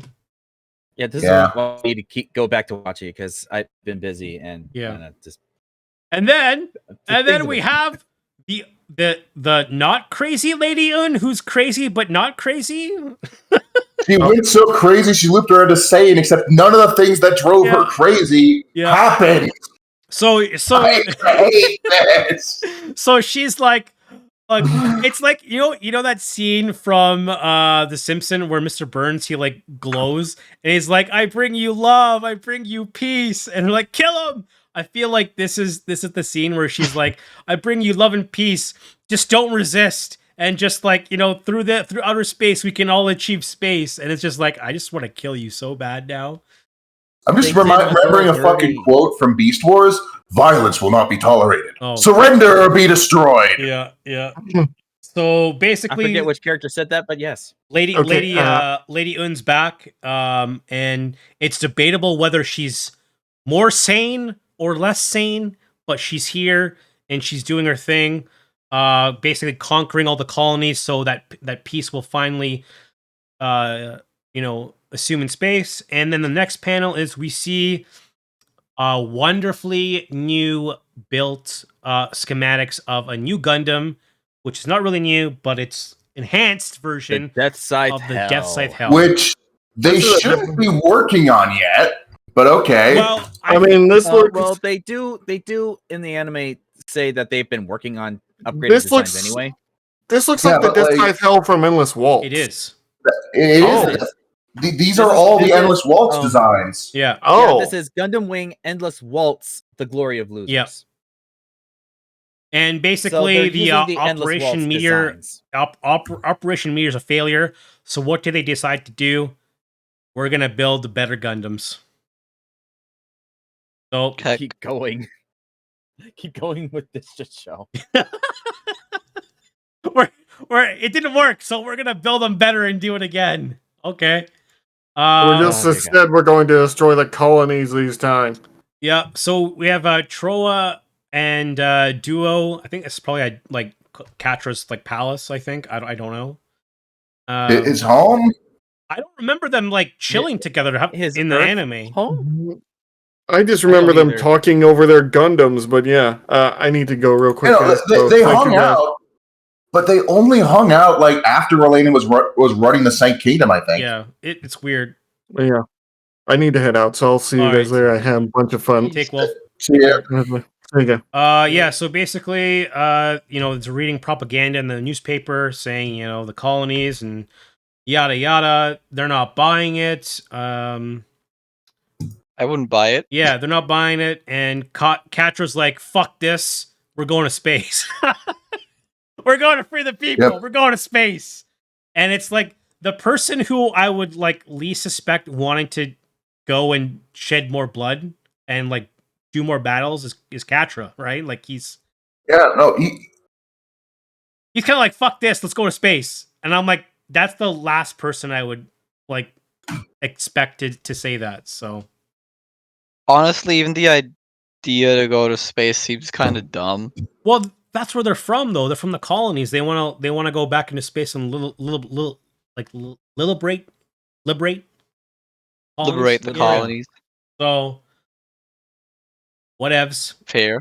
And then we have the Death Scythe with his flight pack, but more impressively, Catra and the Sandrock.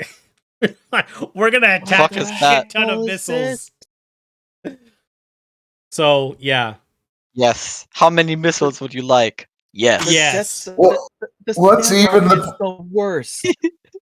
The Sandrock gets worse add-ons. I swear. Yeah, no, it's. I think the issue here is the guy designing it couldn't figure out. Okay, so what's the Sandrock's gimmick? It has swords, but they all have a gimmick.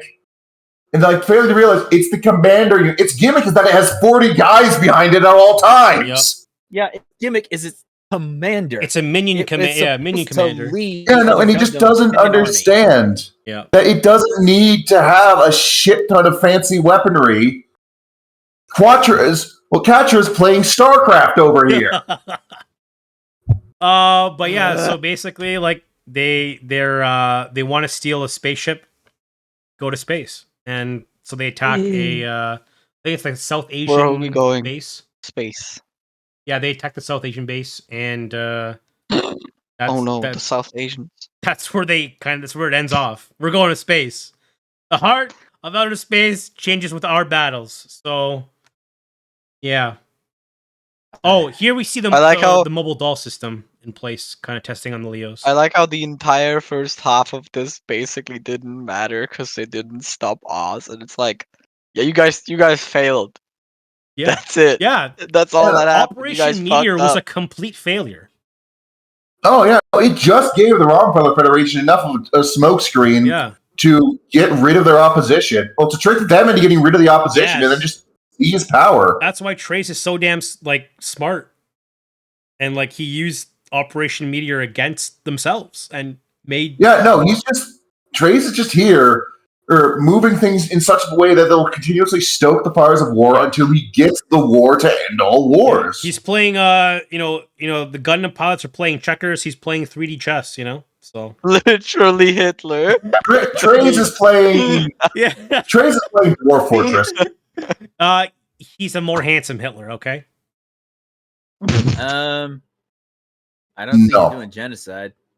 No, Trace does not believe in genocide. All people are equal. That is actually true, yeah. So not really. All people are equal, and they're all above an AI. But that's it for. What if Gwitch is just after Waltz because of the drones? The drone war. Oh, the AI war. Yeah. We don't. Yeah. New theory. That's why the Earthians have serpents. Oh my god. That's a good theory, but there's just too much to disprove it. So No, you just gotta squint. You just gotta squint. Yeah, you just have to ignore. It's like turn A. No, it doesn't make sense. Yes, it's canon. Yeah, that era from Transformers. God, I hated that explanation. Well, guys, that's our podcast. Listen, the best explanation of Transformers is that continuity is literally being shredded by a black hole. Yeah, because it works for Transformers because every generation there's a new story. It works, which is why I don't fuss over multiple different timeline stuff. So, no, I'm talking about the Unicron trilogy. I'm talking about the Unicron trilogy. Wait, the live action one? No, the fucking anime trio from 2002 to 2005, where the third one was just very clearly not meant to be a sequel. Yeah. But at the same time, the designs were clearly meant to be a sequel. And they just explained the discrepancy with a black hole. All right, guys. I still loved it so much. It's good. Oh, yeah, it's great. Except Energon. That is the end of episode 11 of Gundam Gunpla Grunts. We went over a lot today. Holy cow. Oh yeah. Thank you guys for all coming. Really appreciate it. A lot of fun today. No problem. Well, you guys all have a good night. Thank you everyone for watching, and this should be up soon. All right. Well, it's been fun. Take See care. you next. Well, I won't be here the next 2 weeks. I'll send in notes. We might go on a bit of a hiatus, just because I might have some stuff happening in the next couple weeks as well. So we will see. I'll still prep notes. Figure out who has the best angry voice. Yeah. All right. Thanks everyone for.